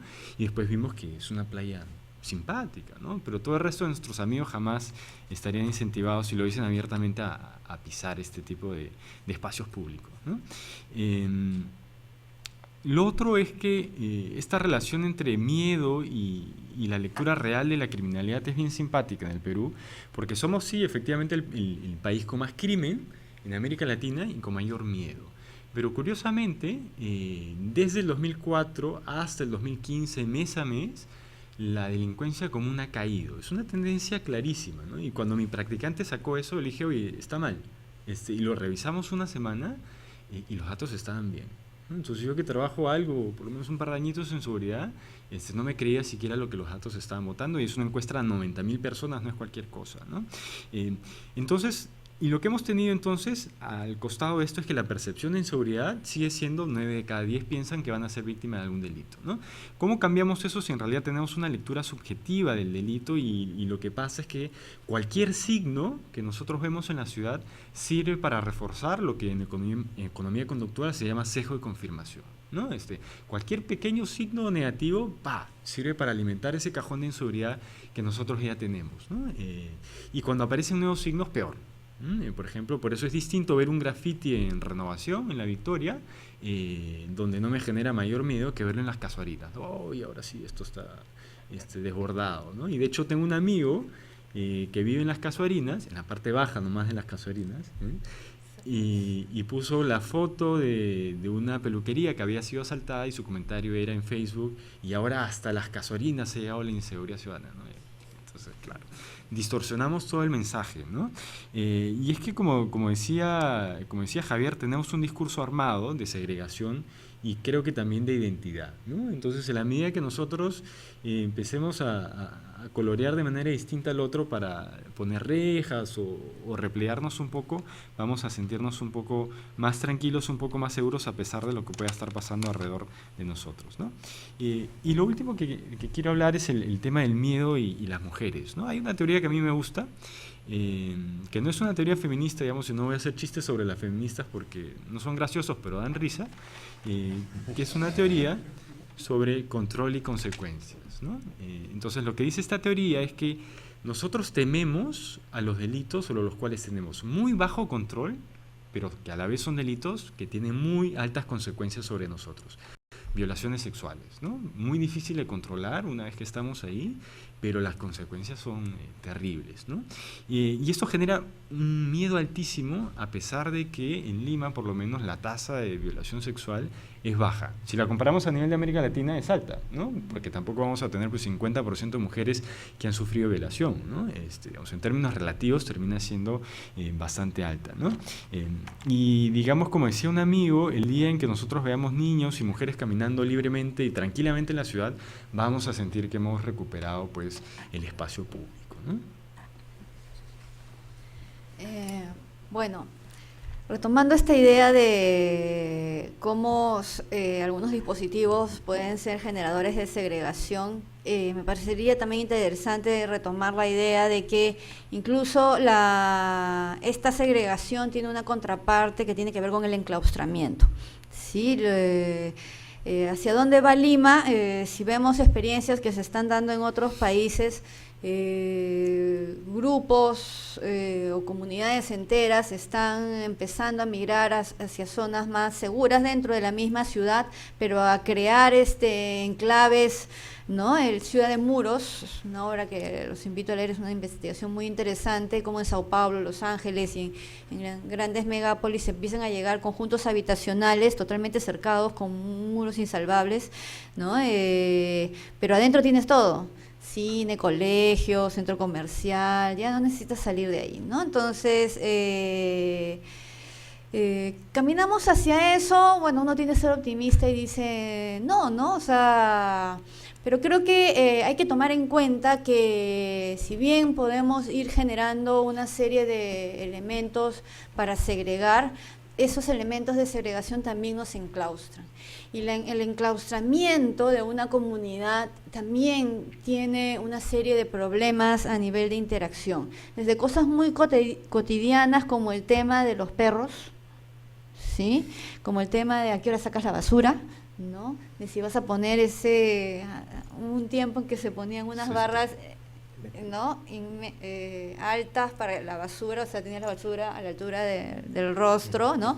¿Por qué? Porque los perros venían y rompían las bolsas de basura y todo se hacía un muladar, ¿no?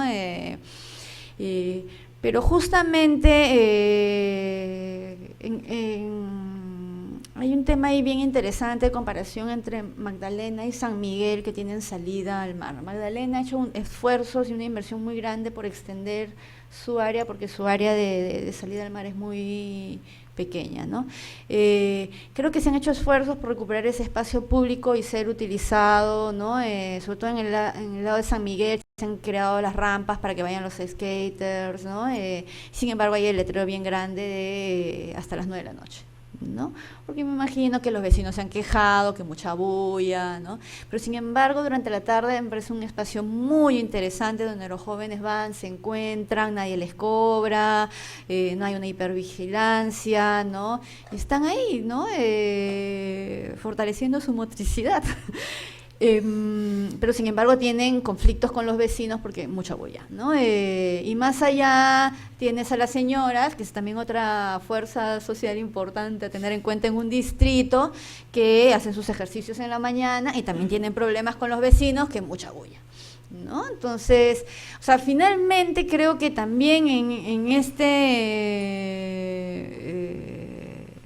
proceso de fijar los límites y definir el nosotros, ¿no? Hay procesos de negociación que no son muy claros. Yo recuerdo hace mucho tiempo la percepción de, bueno, la gente tiraba basura, estaba de paso y tiraba basura en la calle, esta sensación de decir que la gente piensa que la calle no le pertenece, ¿no? O sea, pero creo que eso no solamente sucede a veces con las personas que están de paso, sino también a veces sucede con los mismos vecinos, ¿no?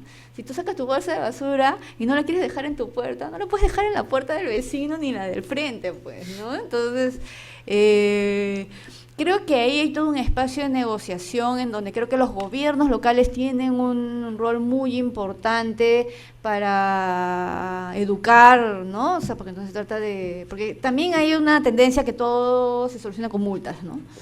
¿Sí, no? Entonces, de diálogo y de educación, ¿no? Educación cívica en lo cotidiano, respetar los horarios de recojo, de que sal a pasear a tu perro con tu bolsita y cosas por el estilo, ¿no? Entonces, creo que también hay un tema ahí de vecinal, del espacio público, ¿no? Que creo que puede ser trabajado e investigado.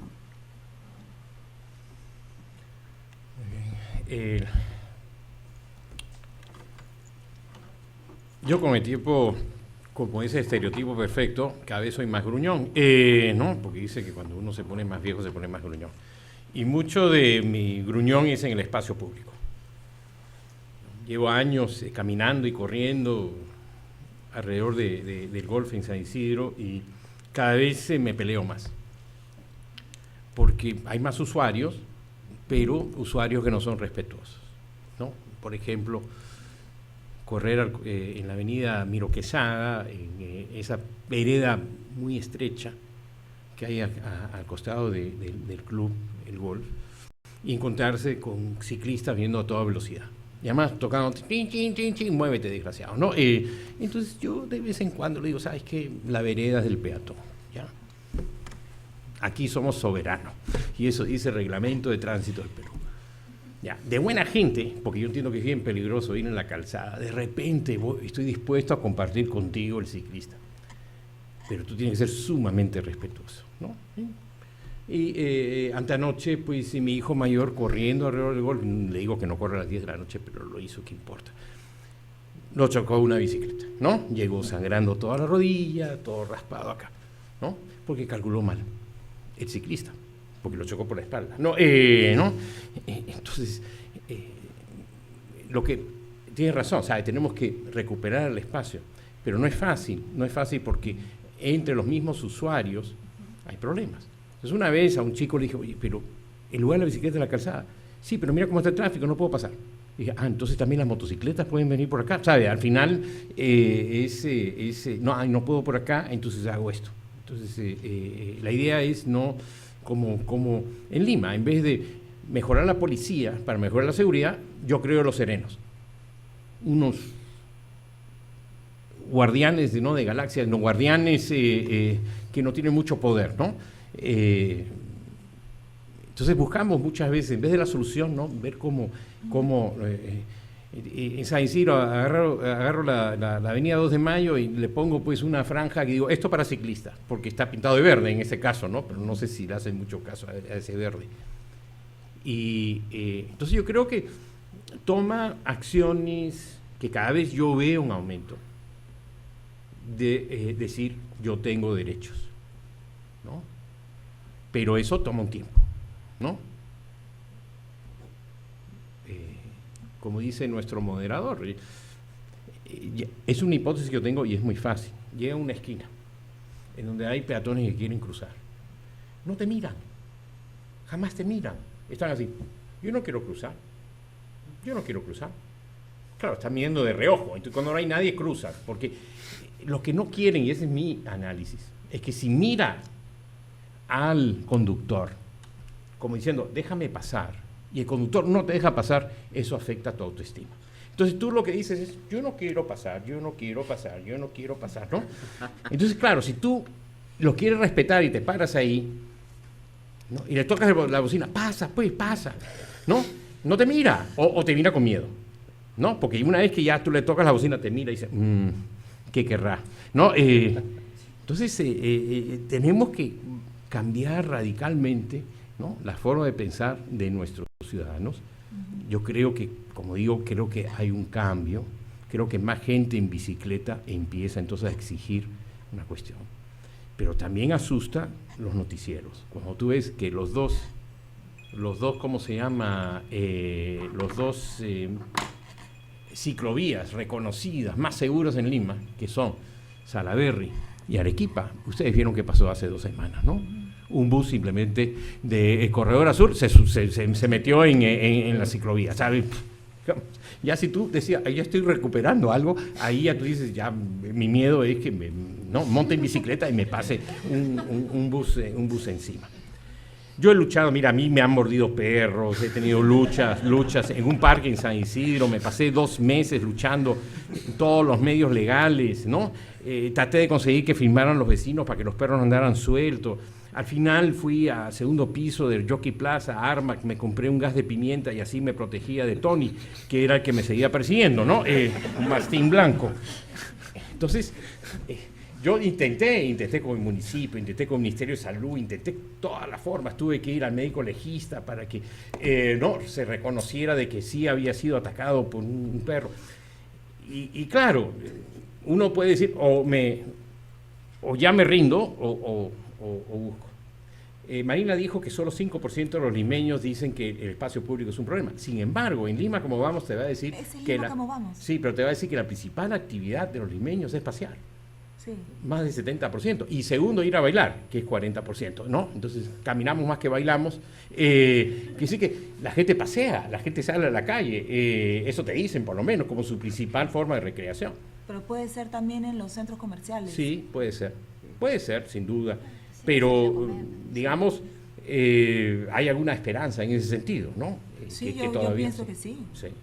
Y hay una película, no muy buena, pero que quizás has visto tú, que se llama La Zona, es del año 2007, que es sobre una comunidad enrejada en Ciudad de México, donde hay también colegio y hay un campo de golf y todo. Y durante una tormenta eléctrica, la suerte es que no nos ocurriría eso en Lima, ¿no? Se cae un tremendo, ¿cómo se llama?, estos anuncios, y tumba parte del muro. Y entran 3 delincuentes, ¿no? Al final los delincuentes asesinan a una de las vecinas, matan a 2, pero queda uno dentro. Pero la gente de la zona tiene un recurso de amparo que no deja entrar a la policía, salvo que hay un hecho de sangre. Entonces ocultan y empiezan a perseguir al adolescente que se encuentra dentro, ¿no? Entonces es lo que llaman un thriller social, ¿no? Y todas las discusiones que hay dentro, algunos que quieren llamar a la policía, otros no quieren llamar a la policía de México evidentemente corrupta y todo ese tipo de cuestiones, ¿no? Entonces, esto está que suena. ¿No? Yo lo que creo es que todas estas cuestiones de encerrarse, y eso es lo que muestra la película, al final no logra separarte de la ciudad en la cual vives, ¿no? Es realmente, es más una... Y por lo menos en el año 2004, la Defensoría del Pueblo hizo una comparación entre los distritos con más rejas, calles enrejadas, y los vio con términos de delitos, y no disminuían, por el contrario, en algunos de ellos aumentaban. Más rejas, más delitos, ¿no? Que parece totalmente contradictorio, ¿no? Yo creo que una de las razones es porque las rejas te dan también una falsa seguridad. En muchos de los sitios que visitamos con los alumnos acá, cerca, la idea es, estamos enrejados, ya nada nos pasa.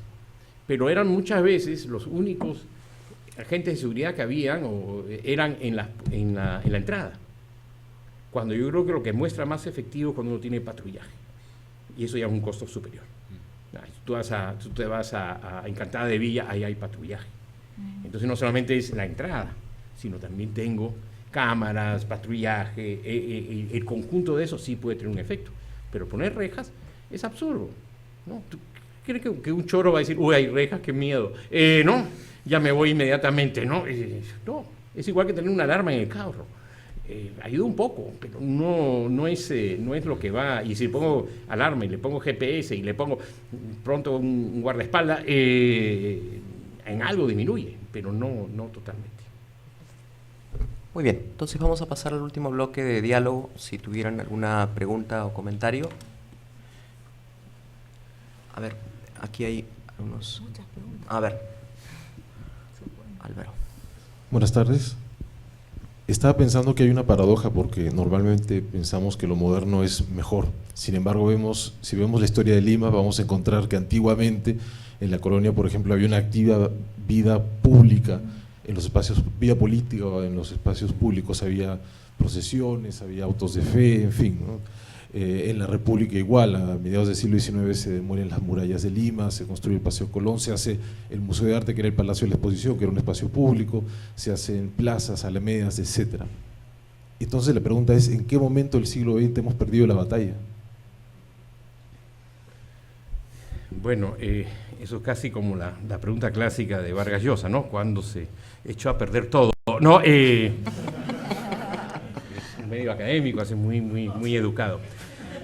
Mira, el problema es no tanto la República, y hasta cierto punto, ¿no? Porque seguimos siendo un país semicolonial. Lo que pasa es que en la colonia cada uno tenía un sitio y reconocía su sitio. Entonces yo podía tener esclavo con el amo, con la vendedora de tamales, pero el orden ahí estaba basado, era estamental, ¿no? Cuando nos democratizamos es que comienzan las oportunidades, pero también para alguna gente el miedo y el riesgo, ¿no? Entonces por eso el inmigrante del INSE, porque antes el del INSE jamás se hubiera atrevido, ¿no?, a ir a ese espacio que supuestamente era de otra jerarquía. O sea, democratizar el espacio, en todas las sociedades comienzan los conflictos. O por lo menos los conflictos ya se hacen visibles. imagino que un esclavo tenía un conflicto con su amo, pero no iba a hacer mucho acerca de eso. Entonces es una primera razón. A mayor democratización, evidentemente el espacio público se vuelve un sitio que necesita mayor diálogo y necesita mayor capacidad de ir generando las condiciones de convivencia. Que los skaters puedan hacer su cosa, que las señoras puedan hacer sus ejercicios. Entonces, claro, tenemos que llegar a acuerdos sobre eso. Y eso, por eso, todos los grandes urbanistas, ¿no? Y especialmente, por ejemplo, Jordi Borja, que trabaja muchísimo en lo que es espacio público, te dice, la calidad del espacio público te dice mucho sobre la calidad de la democracia y la calidad de ciudadanía en cualquier medio urbano. Entonces, mientras más rejas, mientras más excluyo, quiere decir que somos menos ciudadanos y menos democráticos, ¿no? Pero es un diálogo difícil, evidentemente. Lo que pasa es que nosotros no lo intentamos, salvo lo que está haciendo Marina, ¿no? Son experimentos sociales en los cuales tú muestras que es posible. Porque mira, en donde hay mayor pelea es en los parques más cercanos a las viviendas. No solamente en San Isidro, sino también en Villa El Salvador. O sea, cuando yo tengo el parque frente a mi casa, la tendencia es apropiarme, es mi parque. Es más difícil hacer eso con el Parque Kennedy, ¿no? A pesar de que hay residencia por ahí. Ya ahí yo me imagino que tiene una vocación más. Entonces ese es el problema, muchos de nuestros parques son así. Entonces yo enseguida lo que quiero es, veo a alguien extraño, no, este es mi parque. No.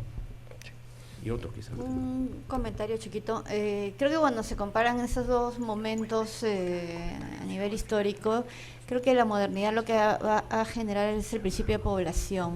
Entonces la concentración urbana, la concentración de gente genera miedo, ¿no? Entonces creo que se genera el reto político de administrar, gestionar ese miedo. Y en realidad no está muy distante, porque los lugares donde hay mayor concentración de personas es donde empiezan a aparecer mayor número de conflictos. Y eso es un tema que ha salido, creo, o sea, el principio de población que surge con la modernidad ciertamente va acompañado también con el surgimiento, es decir, la concentración de gente trae miedo, porque trae responsabilidad, ¿no? Sobre todo para aquellos los que detentan el poder político. Sí, yo lo que proponía es hacer una ronda de intervenciones del público más bien, y luego al final hacer un cierre del panel. Así que, por favor, ¿quiénes tienen los micrófonos? A ver. Sí. Buenas tardes. Yo quería preguntar por qué es que la gente huye de los espacios públicos. O sea, yo siento que muchas veces la gente está a la defensiva siempre o desconfiando de todos, ¿no? La gente no ve la hora de ir hacia su casa o de llegar al lugar a donde quiere llegar, ¿no? Siempre está como que el espacio público es un lugar al que no solo no hay que ir, sino hay que escapar de él. Y me da la impresión de que la gente no ve al otro como su igual. O sea, no lo ve como esa persona con la que puede ser yo, que puedo ser yo, que puede ser cualquiera, sino que el otro es completamente ajeno a mí, completamente extraño y es potencialmente peligroso, ¿no? Y buscamos crear estas pequeñas sociedades, estos pequeños grupos privados donde me encuentre con mis iguales finalmente, ¿no? O sea, ahí están los que son como yo y afuera no. Entonces, ¿por qué? ¿De dónde o por qué es que la gente no ve al otro, a pesar de que sí convivimos, como su igual o como alguien en quien puede confiar en su día a día? No necesariamente para confiarle algo, pero sí para compartir un espacio. Ahí había otra. Gracias. ¿Qué tal? Mi nombre es Elohim, soy exalumno de la universidad. A través de toda la conversación siempre han hablado del gestor público, ¿no? Sea la autoridad o sea los gerentes de línea. Son gente que está tomando decisiones y definitivamente, si bien hay iniciativas ciudadanas, los ciudadanos no se van a dar abasto para solucionar todos los problemas de la ciudad.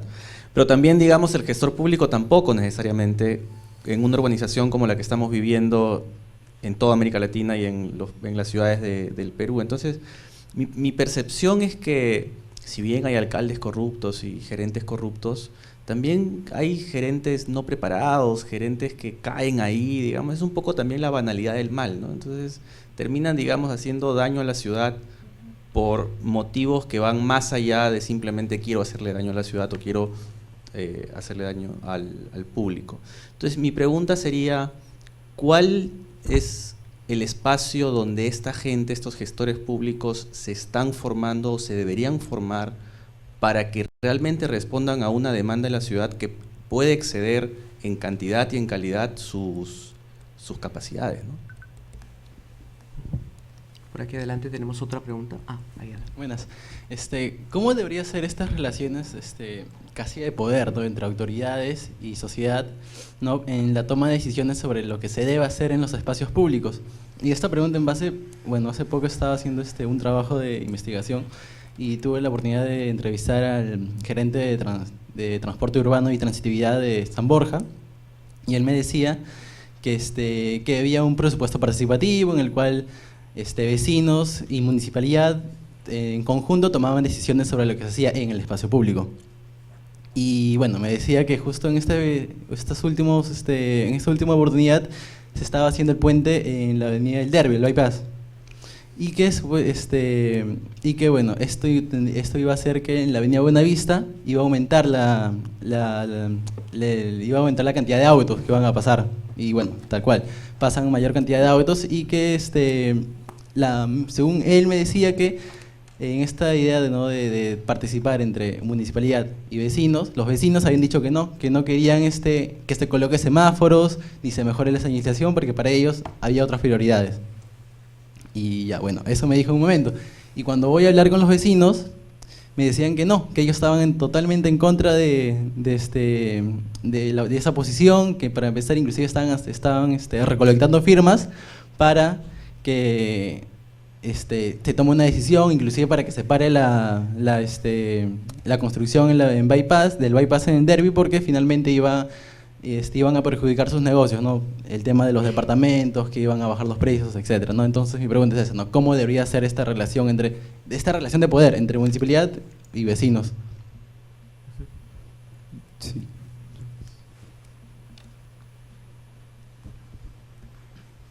Sí, buenas tardes. Muy interesantes las charlas que estamos recogiendo los aquí presentes. Y yo he estado rescatando unos puntos que me parecen de interés, tanto como comentarios como después ustedes pueden hacer algún tipo de análisis al respecto. Y es la participación de la empresa privada para la generación de espacios públicos. Voy a dar algunas ideas que estoy recogiendo y que estoy recordando a medida que han estado exponiendo. ¿Cuáles son las iniciativas privadas que ha generado pues un espacio público? Para mí en este momento se me viene a la cabeza es el tema de las maratones o las carreras que se suelen hacer los fines de semana. ¿Quiénes son los que auspician? Son las empresas de implementos deportivos, tenemos las de telefonía, tenemos de centros comerciales. Entonces, vemos que hay un interés también de la empresa privada, uno para capitalizar, que es finalmente su fin, y otro que es generar un espacio de diversión, entretenimiento, que si bien pueden ser solamente 4 horas una vez al mes, pero por lo menos congrega. Y eso me llevó a una segunda reflexión. El año pasado tuve la oportunidad de asistir a un seminario de comunicación política que se realizó aquí en Lima en diciembre, en el cual el último expositor justo dio una charla sobre cómo la empresa privada puede apoyar la generación de espacios públicos. Sabemos nosotros que la mayoría de municipios, podemos ir más allá, los gobiernos regionales pues son malos administradores, pero esta persona mostró casos, mostró ejemplos en ciudades latinoamericanas, sobre todo en Colombia, en diversas ciudades de Colombia, donde la asociación público-privada funciona. Entonces, yo creo que más allá de exigir solamente al Estado, al gobierno o a las autoridades, hay un tema también de sociedad civil que puede funcionar a través de los diversos colectivos, hablar con la empresa privada y dar ideas y soluciones pues para aumentar esos espacios en beneficio de la sociedad. Y la última, cuando mencionan ustedes ese gran espacio público que Lima está perdiendo, que es el mar, es cierto, hay iniciativas, hay ideas, pero ¿cómo es que uno llega hasta ese lugar en este momento? Es a través del transporte privado. Entonces vemos que no hay una organización, vemos que no está conectado.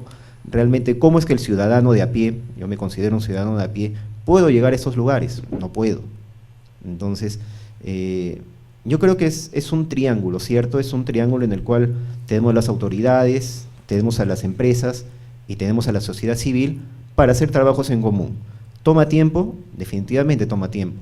Pero he escuchado acá algunas iniciativas que ustedes dan que si esto surge desde las aulas, si esto surge desde las aulas universitarias y aún si descendemos un poco más para el nivel, si empezamos desde las escuelas, desde los colegios, fomentando estas iniciativas, yo creo que en unos años podremos tener una ciudad más saludable, más sana, y donde podemos compartir pues todos en un nivel de igualdad, que es lo que se quisiera, pero por lo menos tendríamos una ciudadanía más responsable.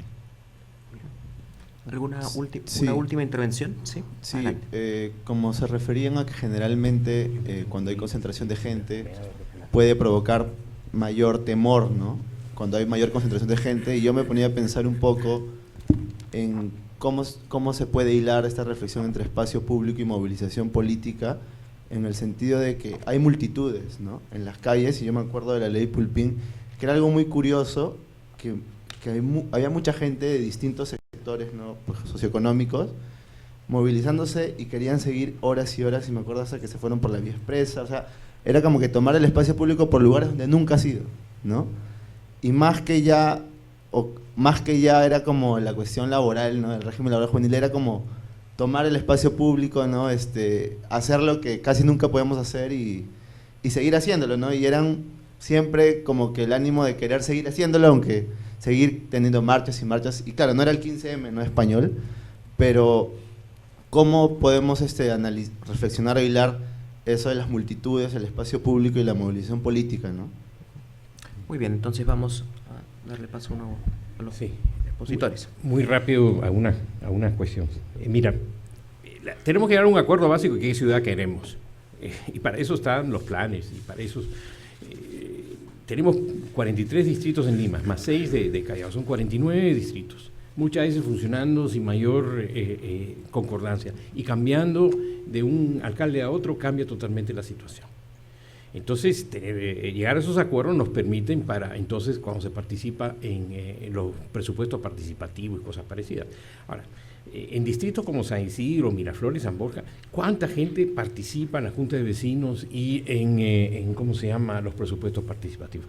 Son procesos masivos en Villa El Salvador, en donde además se lucha por integrarse y por tener tu proyecto, pero en otros distritos no se ve. Entonces, ahora, por ejemplo, Libertadores, lo que dice el alcalde es que Libertadores fue aprobada por la Junta de Vecinos, pero ¿cuántos fueron?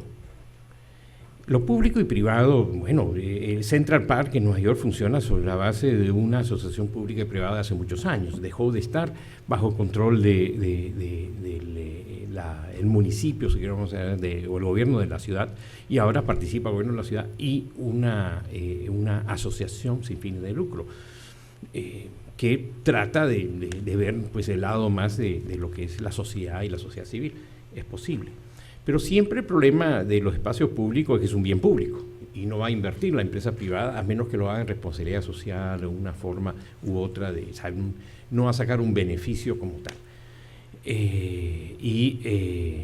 Pero el Estado podría de una forma u otra ver cómo se administra, ¿no? Lo de ¿por qué la gente no quiere salir? Bueno, también hay que ver otro factor, que antes uno salía a las calles a conocer el mundo, ahora tú conoces el mundo desde tu computadora. También no hemos visto ese fenómeno, pero mucha gente se queda frente a PlayStation, se queda en la computadora horas y horas y horas, ¿no? Y eso también significa menos tiempo en el espacio público, ¿no? O en el espacio público está texteando todo el tiempo, ¿no? Que es otro fenómeno. Todos nuestros servicios funcionarios civiles es un problema porque algo muy breve, yo evalúo muchas veces proyectos de las ONGs, entonces las ONGs dicen vamos a capacitar a los funcionarios públicos en algo, los capacitan, y a las 3 meses ya han cambiado todos, sea porque los contratos no son nombrados, o sea porque el alcalde se le ocurrió cambiarte de rentas a desarrollo urbano. Entonces, y es frustrante porque la cooperación internacional dice, he dado todo este dinero en capacitar a funcionarios y ahora los funcionarios están haciendo otra cosa, ¿no? Y no nos entienden. Entonces, sí, pues es un problema en ese sentido. Lilian. Sí, bueno, tomando este tema del rol de las empresas, alguna vez me comentaba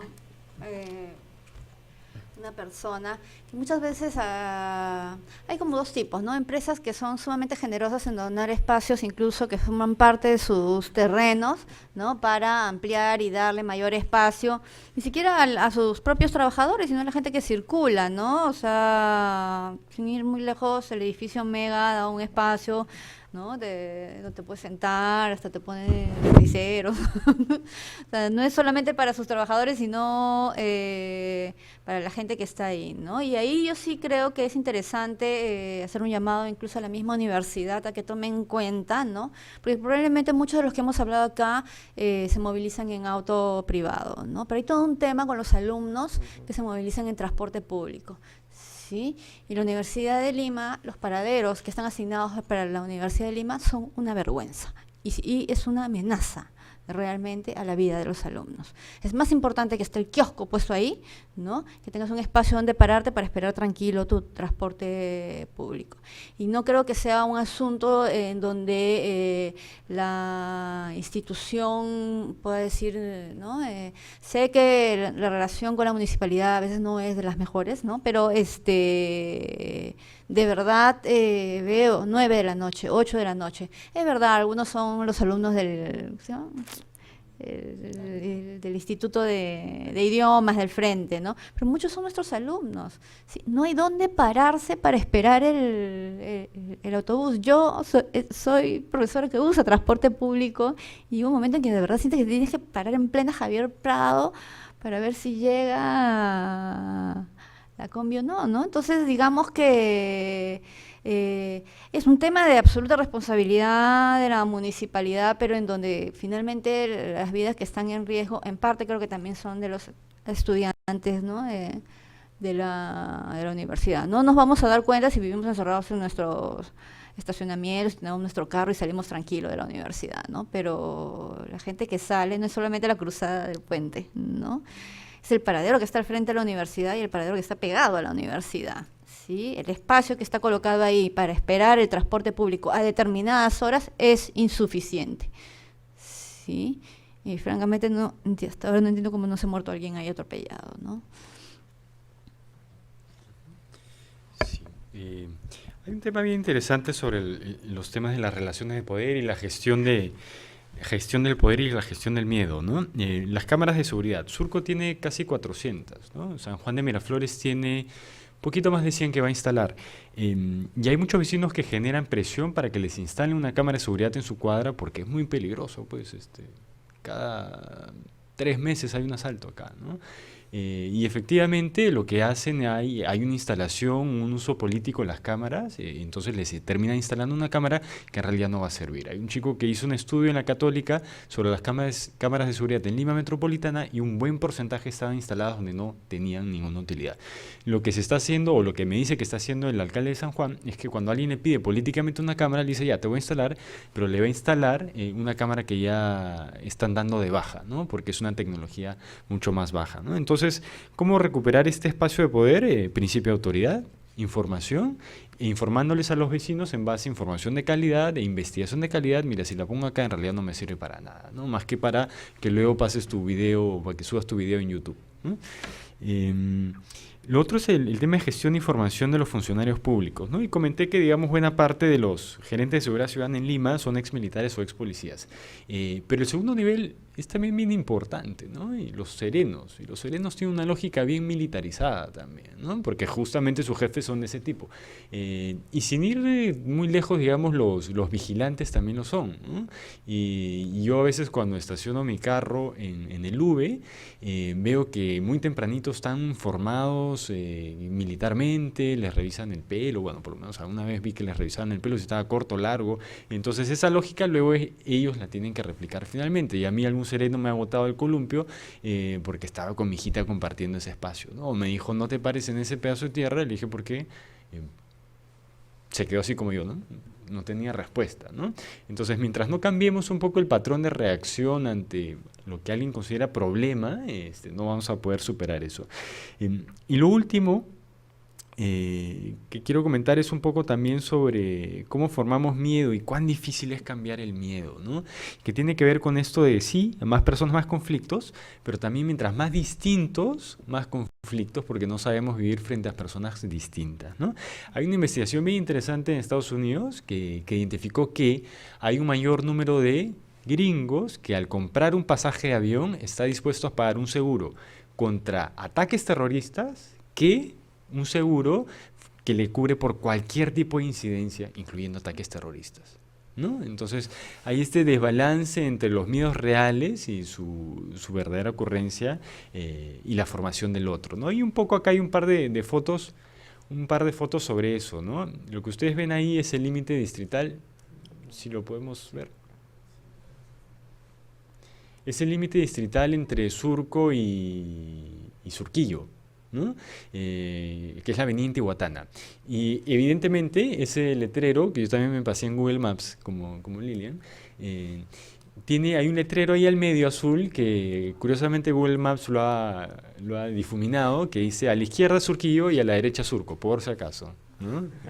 No se confundan, sepan por dónde caminar a determinada hora de la noche, ¿no? Y en realidad a la izquierda casi no hay veredas, es desorden, y a la derecha van a ver que todo está mucho más simpático y ordenado, ¿no? Y así como hay paredes, digamos, o muros en las casuarinas, también hay otros muros invisibles, y este muro es bien bonito, en realidad es un muro verde, ¿no? Este es el Boulevard de Surco, que es una avenida en San Borja que sale al Pentagonito. Pero si nos vamos al otro lado, es este espacio de sanborginos emergentes, no sé cómo le llamarán los sanborginos no emergentes, ¿no? O ya emergidos. Y claro, hay viviendas más precarias que no son del tipo de San Borja, etcétera, ¿no? Y bueno, esto ya era un poco para cerrar y esta foto le hubiera encantado a Javier, que es un grupo de vecinos, esto es San Juan de Miraflores, que es pegadito nomás a la Inmaculada, que se ha apropiado totalmente de la vereda, ha hecho un camino hacia abajo en su sótano por encima de la vereda, porque a veces hay vereda y a veces no hay vereda ahí, y hasta el perrito que está ahí no sabe dónde está parado, ¿no? Listo, a ver, un tema interesante es que siempre decimos que falta voluntad política, ¿no? Y decimos, lo que pasa es que no hay voluntad política, no hay voluntad política. Entonces un día yo mirando a ver qué quería decir esto de voluntad política, me vengo a enterar que el tema de voluntad política viene en realidad de Rousseau, ¿no?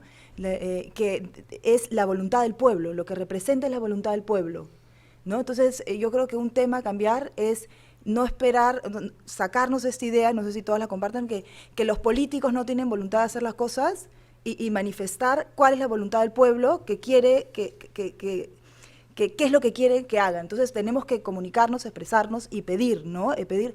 Un tema difícil acá es que la mayoría, hablando más de la Lima de periferia, es que la única referencia que tienen de ciudad es la ciudad de Lima, ¿no? Que es donde viven, donde han crecido, que es la ciudad que han hecho. Entonces las cosas son así y no tienen en la cabeza que podrían ser de otra manera. Entonces, esa es una cosa, pero desde la academia, ¿no? Comenzar a comunicar y a generar otra ciudad. Entonces, ese tema de la voluntad política. Otro es lo que hablaban del problema, hay una falta de visión, ¿no?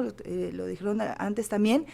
¿Cuál es la visión para Lima? O sea, Lima no tiene ninguna visión, tuvo en un momento, ahora en esta alcaldía, o sea, construyendo, ¿no? Pero yo les digo construyendo, ¿qué cosa, no? Queda un poco así abstracto. Entonces, pero por ejemplo en las municipalidades lo que está pasando es que está entrando gente a distintas municipalidades con esta visión, con este conocimiento, y que se está enfrentando, o se está encontrando más bien, con gente como de la antigua generación que dice, no hay que cerrar el espacio público no lo hacen, o sea, que no lo use nadie porque genera inseguridad, etcétera. Entonces lo que está pasando es que se están haciendo capacitaciones dentro de la misma municipalidad, ¿no? Explicándole a estos antiguos funcionarios estos nuevos conceptos y por qué. Entonces comienzan a entender y comienzan a implementar y a aceptar, porque dentro de la municipalidad existen conflictos, eso se da en San Borja, que es una de las que está más avanzada además, pero igual se pueden dar conceptos como que, estas ideas, no, entonces comienzan a capacitar dentro de las municipalidades a los funcionarios de toda la vida. Entonces yo creo que el mensaje va pasando y se van viendo cosas que funcionan y comienza a funcionar, ¿no? Otra cosa importante Bueno, el urbanismo participativo es vital para no hayan problemas de que no se acepte, ¿no? Tiene que haber participación ciudadana, entonces a la hora que tú presentas el proyecto, la gente ya lo conoce y lo aprueba, ¿no? Entonces, esto es fundamental. Y un punto es que la ciudad es un elemento económico, ¿no? Es un polo económico y siempre lo ha sido a través de la historia. Entonces hay que también pensar y hacer tanto a la empresa privada como a las municipalidades y a todos, a todas las instituciones, que la gente que está mejor de salud física y mental, trabaja mejor, ¿no? Y bueno, nosotros somos un poco informales, pero si fuera toda una sociedad formal, todos pagarían más impuestos. Entonces, digamos, es beneficioso para todos y también se enferma menos, física y psicológicamente también. Entonces, tenemos que hacer esa ecuación económica, ¿no? De decir, o sea, económicamente nos beneficia a todos, ¿no? Económico y social y medioambiental, etcétera, etcétera, etcétera. Es un beneficio para todos que la ciudad sea mejor. Al no ser mejor, nos estamos generando un conflicto que al final llega hacia uno, ¿no? ¿No? Lo mismo, la falta de oportunidades, ¿no? Todo eso, no sé si lo mencioné, pero este tema de los ninis, ese porcentaje enorme que tenemos de jóvenes que ni estudian ni trabajan, entonces sí nos afecta, porque de ahí si te pasa algo inseguro, es esto que se ha generado por esta falta de oportunidades para todos. Estamos todos dentro del mismo territorio y todos compartimos lo mismo, ¿no? Lo que sí me pareció particular es esto que dijo el chico de atrás, que cuando está en un espacio público él se quiere salir porque la gente es distinta. Yo creo que esa es una cosa sumamente cultural. Yo, por el contrario, cuando estoy en un espacio sumamente mixto, no sé, la Alameda Chabuca Grande, el Parque de la Exposición, me voy al RIMAC, estoy absolutamente feliz de estar con gente distinta y que esté compartiendo un momento tranquilo, haciendo lo que quiero, que le gusta, viendo un concierto, bailando, me alegro. Entonces yo creo que hay un tema ahí cultural, ¿no? Que tenemos que cambiar, ¿no? La gente distinta, si está tranquila, ¿no? Si está bien, es positivo, ¿no? Hablando de lo de la seguridad, es bien interesante esto que mencionaron, porque justamente, por ejemplo, hay la teoría de los ojos, ¿no? Que mientras más gente en la calle es más seguro, pero en este semestre, en el seminario, justo estamos llegando a la conclusión que cuando hay mucha gente en la calle, finalmente se vuelve inseguro. Entonces estamos tratando de sacar cuál es la proporción, ¿no? Y la proporción, digamos, debe ser por metro cuadrado, para la gente, cuánto espacio necesitamos para realmente sentirnos seguros, o qué distancia, o qué tipo de espacio, cuánta visión, ¿no? Entonces vamos nuevamente al aspecto físico, entonces a resolver, finalmente todas esas problemáticas se tienen que resolver en un aspecto físico de la ciudad y las características que tiene, y pienso que eso es todo. Bueno, gracias. Muchísimas gracias, ha quedado corto el tiempo. Marina, Wilson, Lilian y Javier, que se excusó y tuvo que retirarse. Muchas gracias a ustedes por participar.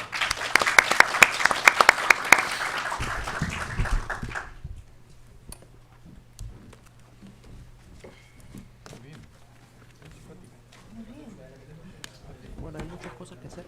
Vino justo Elohim, de quien te hablé que no iba a venir por el tema de la maestría, así que...